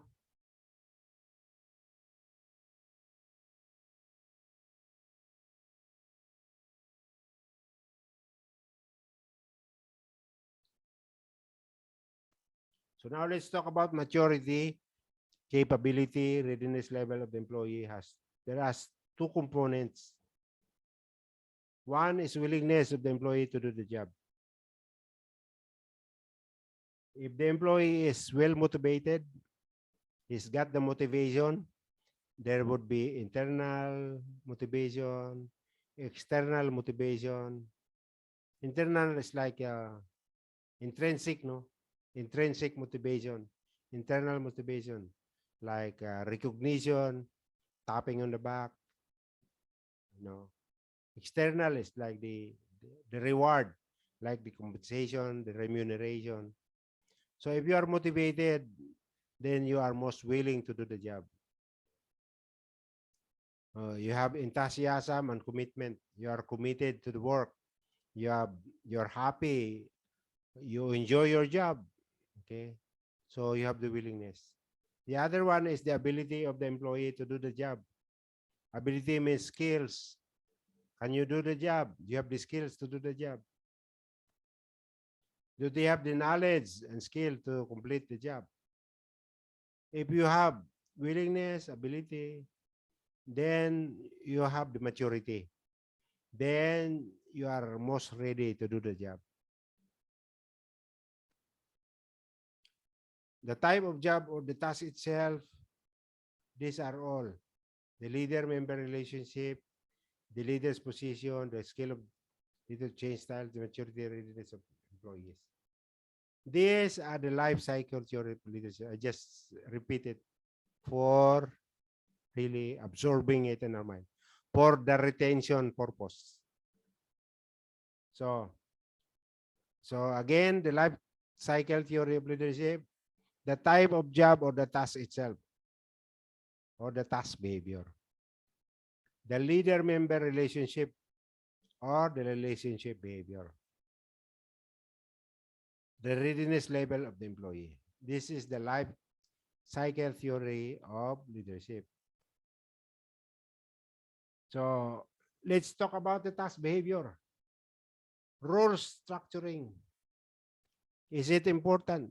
Yes, important. Very critical. Role structuring, laying out the work and the job for the employee. When you meet the employee on his first day, the employee is most anxious. He's got anxiety. He's afraid. He's a little bit scared. What is this? This is a big company. Maybe I will not be able to do my job here. Maybe I don't have the right attitude and skills. Do I have the capability, the ability to do the job here? Maybe I don't have the competency. So he's afraid, most anxious. So what the management is doing, the training department is doing, making him at ease. Oh, get rid of his anxieties. By what? By putting in place the onboarding procedure, the induction training. Okay. First thing first, he has to be introduced in terms of the business, nature of business of the company. What are the products that we are producing? What are the services that we are rendering? What are the who are the employees? Who are the senior employees? What is the processing, the workflow process? Explain to him all the SOP, standard operating procedures, different section, different departments, okay, acquaintances, rubbing elbows with other employees, things like that. That is part of induction training.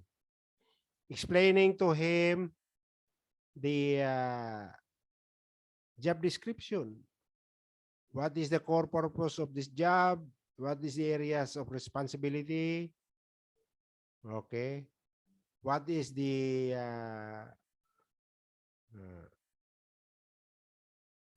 role specific job specifications? What are the qualifications required of this job? Key relationship of this job? Competencies of this job? You have to explain everything to him. That's role structuring. So that he will know what are the things expected of him as a new employee. And you have to explain to him the training that he has to undergo. Maybe on the job training and development that he has to undergo. Laying out the work, the workflow process, the procedure, the safe system of work, okay, everything. That's role structuring. Then part of the task behavior. And the other one is control. You have to have control, the amount of control we exert over the employee by setting standards. You have to set the standard. This is the standard that you're going to meet, or this is the standard that you're going to exceed in meeting. So you know the standards. So that will be the basis in terms of performance management. When you are being appraised after 6 months or after 1 year, you know already what is expected of you as employee of this organization, because you know the standard set and you understood all of this. You need to have the UAO. What is UAO? After explaining to you the role structuring and control, you have the UAO. What is you? Understand. You understood everything. What is A? Acceptance. You accept the setting of standards. You accept the job description, the role structuring. You accept all the standard operating procedure, all the documentation, the method, the workflow process. You accept. There would be acceptance from your side. You accept the expectations. You understood and you accept. Understanding and acceptance. What is O? Ownership. You have to own them. You have to own everything that is provided to you. Because if you own them, you will work for it. You will work on it to improve it, to improve your performance. For you to be guided in your work, you need to have UAO, understanding, acceptance, and ownership. So setting standards, monitoring their performance under the performance management or performance appraisal. Those are the things where you're going to see the strengths and the weaknesses of the employee from the performance appraisal. Okay. Then you're going to have feedback. Then you're going to be honest and frank with your employee. And you have to feedback the things that he has to improve. And you put in place action plan for the corrective action for the weaknesses of your employee, training and development, coaching, mentoring, and other strategy. Monitor the performance. Weaknesses are most important. For the strength, you have to reinforce, maybe through remuneration, rewards, through incentives, through promotion, or through salary increment, etc. You can also do that actually in SWOT analysis. Is WOT, strength, weaknesses, opportunities, and threats. You can also do that monitoring of the weaknesses and addressing it. But the SWOT is all company-wide because you have the threats and opportunities also. External thing that you have to analyze in terms of competitors, competition, in terms of market competition, etc. That is opportunities and threats. Improvement of the business, adding more plants, buying more companies, etc. That is opportunities and threats. There are more competition now, and the market has become saturated, and all those things in this world. But you can also do that, utilize that. But in terms of monitoring performance, you can do the performance appraisal. Let the training manager design the performance appraisal. The manager has the tools to have the continuous improvement in terms of the performance appraisal. Okay. Then taking corrective action, whatever you have to improve, corrective action, put action plan in place. This is for the purpose of continuous improvement. You don't want to get rid of the guy, terminate his services from the company, or suspend him for low performance. You want to improve his performance. That's why you are taking corrective action. Okay? That's a good way of doing in terms of control. The amount control the leadership exert over the employee by doing all this. You understand? I hope you understand that.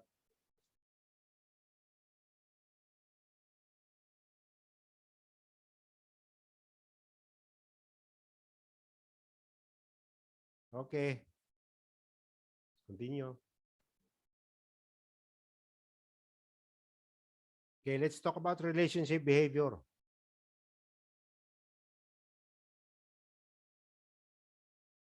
Amount of positive reinforcement. Okay. When you're talking to your people, you talk to him that he's doing a good performance, keep up the good work, give incentives if you can, if you have this in your budget, give him, urge him to do well, uh, positive reinforcement. Improvement, he has to improve, he has to be trained and developed. You have to have action plan in place so that there will be improvement. Socio-emotional support like trust, respect, and encouragement. You encourage your employees.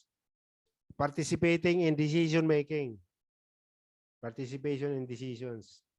Especially if the employee has been in the job for quite some time now, he can participate in the decision, in the problem solving, in the decision making. Okay. In the analysis, amount of authority we delegate. Authority is the right to act, decide, and or command. Delegated from organization the resources. Okay. Those are the amount of authority we delegate to employees. Now let's talk about readiness employee. Ah, employee readiness level. This is a key component in the life cycle theory. If you want to succeed as leader, you need to have your employee ready to take on some challenges in the workplace. Okay? So, this is a key component in the life cycle theory. Author referred to this component as maturity, capability, or developmental level of the employee. So, the employee will start from 0 to 1 to 3 to 4 to 5 to 6 to 7 to 8. Development. This is what you call development. As the employee will develop, the, the employee will become matured, will get maturity, will gain experience, will gain knowledge, will gain capability, develop, become a on the top of the readiness level of the employee. Okay. Employee's willingness to do the job, employee's ability to do the job. That is the readiness level of the employee. Employee's willingness and employee's ability. And this will be developed. For a period of time, you will develop them to have these two factors. If you don't train and develop them, they will not become mature. And they will not get the readiness level of the employee. Okay?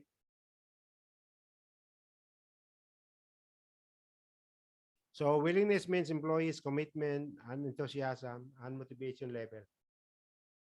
Okay? Ability is employees' knowledge and skill. So these are the things that you're going to get to give, to provide to employees.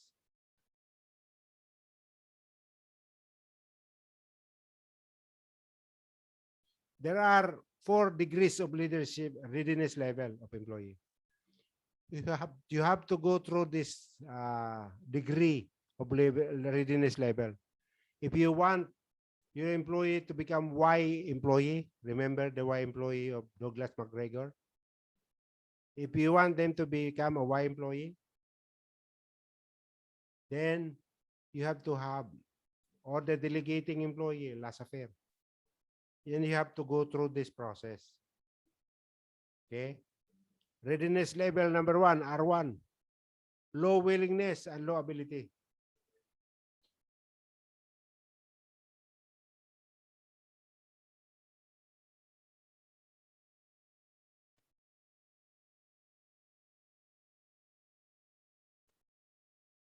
The next one, R2. Some willingness and some ability. Okay? So, R2 has been developed from R1, become R2. He has already attained some willingness and some ability, some skills, some capability already attained. Where did he get it? He get it from regular training and development. Training is different from development. Training is well, one time only, like you do it in classroom or you do it in the on the job. That's training. Maybe 8 hours, maybe 16 hours, or even 40 hours training. Uh, Getting the knowledge or even skills on one topic, one area of study. The development is over a period of time. Okay, maybe 3 months, maybe 6 months, maybe even 1 year. You're going to develop a person to become a supervisor. He needs development. Maybe a series of practical competency assessment. A guy, let's say a machine operator, you want to put him in a machine, like a filling machine. A state-of-the-art machine needs 3 months to train. So you put him on the job training 3 months, develop him to become an operator. That's development. And series of practical assessment. Maybe 3 times is going to be assessed, or 4 times or 5 times. And 6 times maybe is the final assessment until he get everything. The digital portion of the training, the mechanical portion of the training, the electrical portion of the training, etc. So training and development combination when you put OGT, on the job training. Okay? So he became R2. Some willingness and some ability. Okay? This is gain from the training.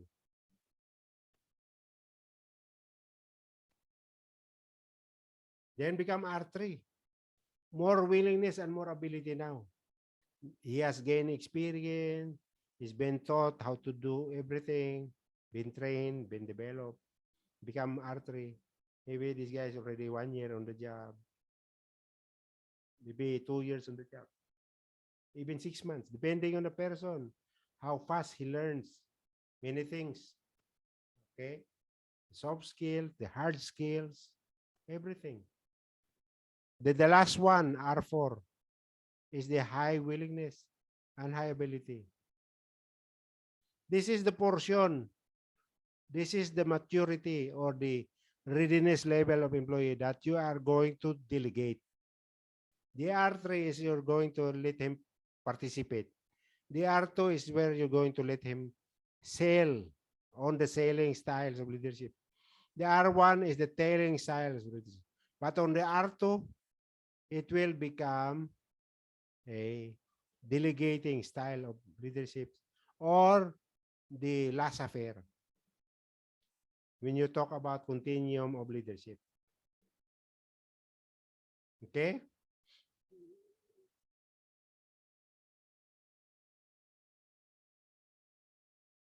So,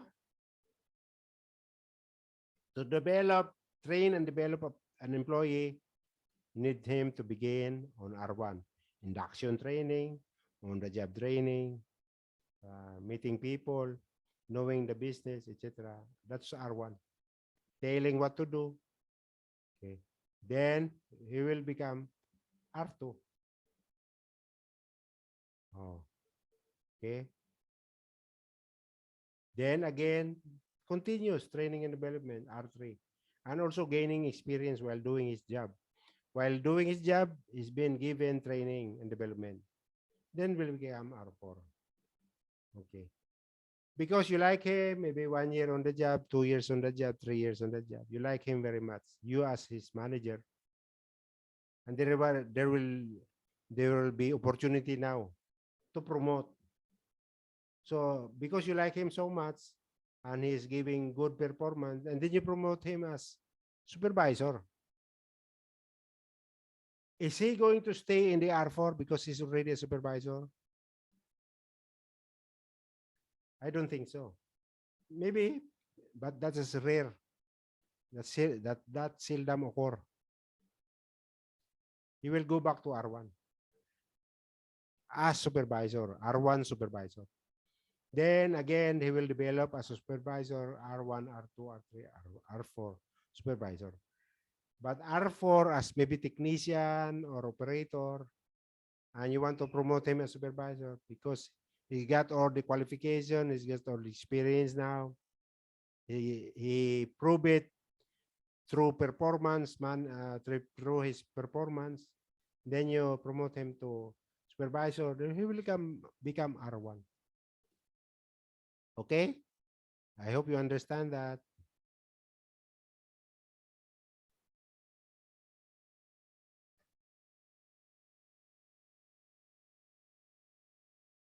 Okay.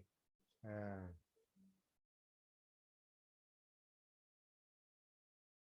so in terms of telling, selling, participating, and delegating, you utilize the R1 leadership. You utilize the telling for R1 rather employees, for R1 employee. For selling, for R2, you utilize selling. Okay. For R3, you utilize participating leadership.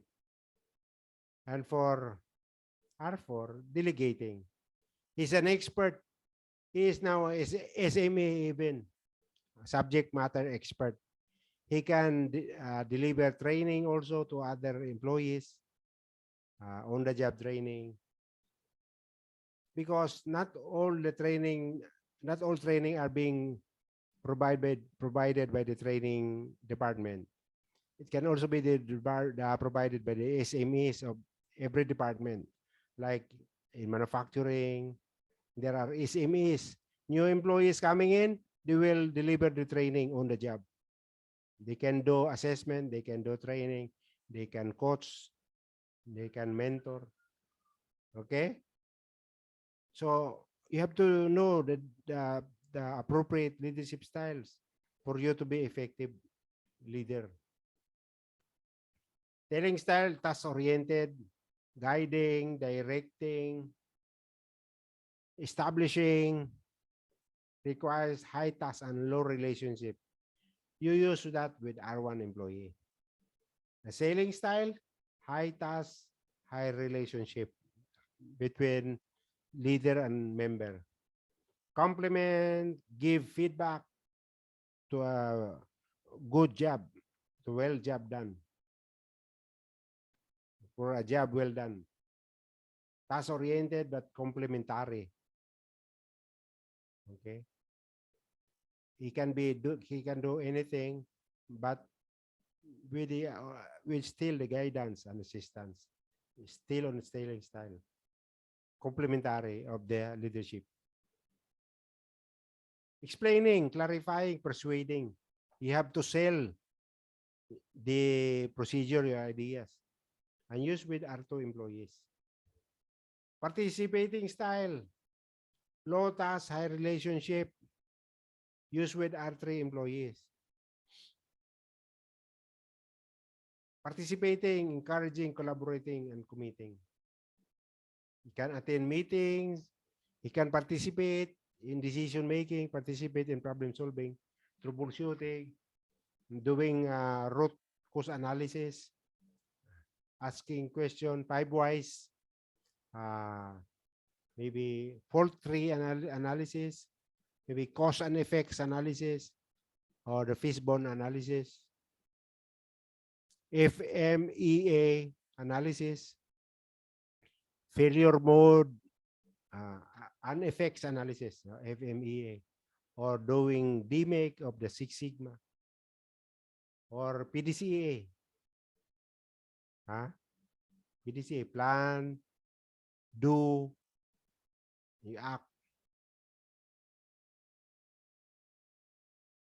check, and act. Okay, low task, delegating style, low task, low relationship. This is zap alone. Leadership, intrinsic rewards, meaning more recognition, uh, patting on the back, intrinsic, those are intrinsic, not extrinsic. Delegating, observing, monitoring, fulfilling. Employee receives motivation, reinforcement from the accomplishment of the job well done. Okay. Okay, concentrate here. This is the model that we have. This is a bell curve. This is the curve, learning curve. Learning curve, bell curve. Okay. Number one is telling high task, low relationship. Provide specific instruction and closely supervise performance. Okay. This is a leader mode decision maker telling. The leader is the one doing the decision making, not the employee, because this is all telling. Then let's go to number two. Number two, style. Explain this decisions and providing opportunity for clarification. This is high task and low relationship. This is leader mode decision with dialogue and or explanation. You're selling ideas. Then the curve is going up and going down. Share ideas and facilitate in decision making. This is high relationship and low task. This is a leader follower mode decision or follower mode decision with encouragement from leader. The leaders is only doing encouragement. And we go to the last four, style. This is delegating. Turn over responsibility for decisions and implementation. This is complete empowerment, entrusting everything to the employee. This is follower mode decision. He is now doing his own decision. On the x-axis, task behavior guidance, high and low. 2, 4 is high, 3, 2, 1 is high, 3, 4 is low. And the y-axis is relationship behavior. Supportive behavior, this is high, 3, 2, and low, 4, and 1. Okay, relationship behavior. So you have to know or choosing the right leadership styles and the leader behavior styles. Okay, follower readiness, R1 low, R2 moderate, R3 moderate, R4 high. Now, R1 unable, unwilling to insecure,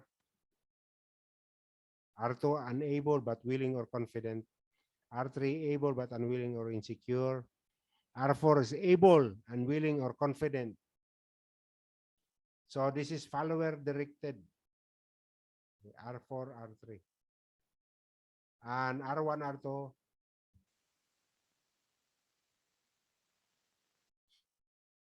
this is leader directed, telling and selling. This is follower directed.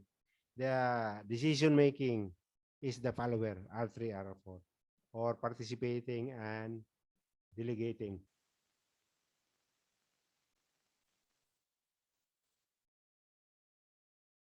Okay, continue. So choosing the right style, style 1, style 2, style 3, style 4. Okay, leader behavior variables. These are all leader behavior variables. Okay, let's go to task, role structuring. We discussed earlier, no? Control, set standards, monitor performance, take corrective action. For style one, great deal, great deal for the role structuring and control.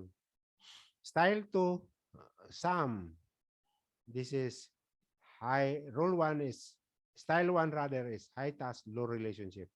Style two, high task, high relationship, some, and great deal. Okay.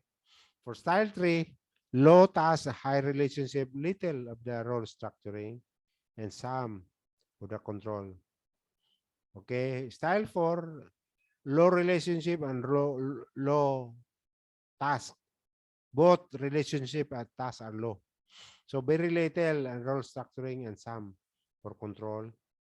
Relationship, positive reinforcement, little, great deal, some, little.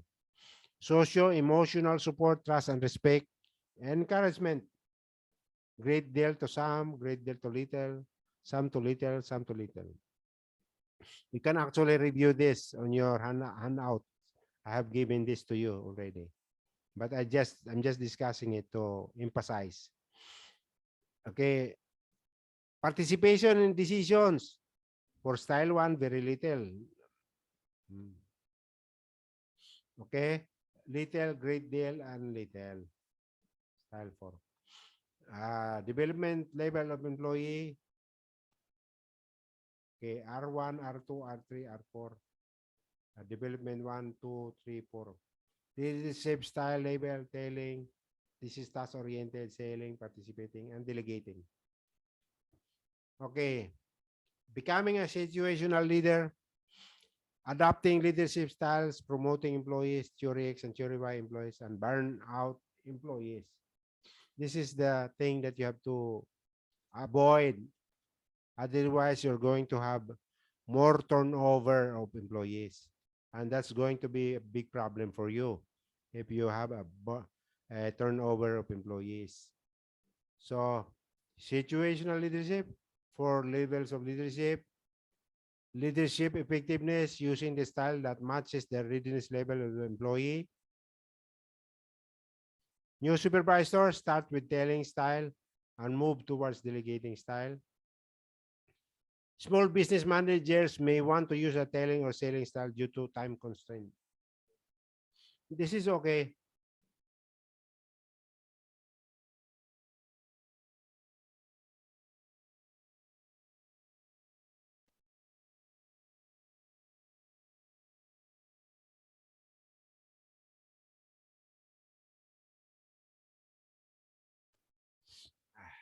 Okay, continue.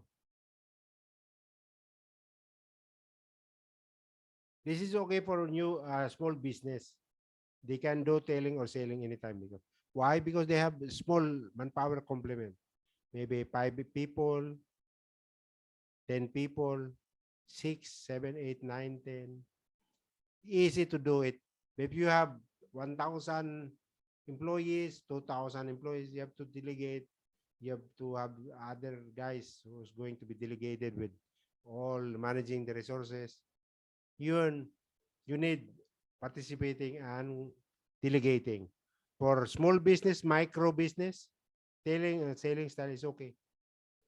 Due to time constraints, you need to, to make money. The business is small. You have very small, what do you call, small resources that you want to manage. Okay. You have to, you have a little time constraints to do it because you have a very limited resources. You have to maximize your profit. So you have to optimize your resources. Okay. Optimize resources to maximize profit because the business is micro. You can use telling or selling. Okay. Understood? Promoting employees, don't assume a level 4 employee will become a level 4 supervisor. When promoting an employee is an R4, they become R1 or R2 in new position. Go from delegating style to selling or telling style.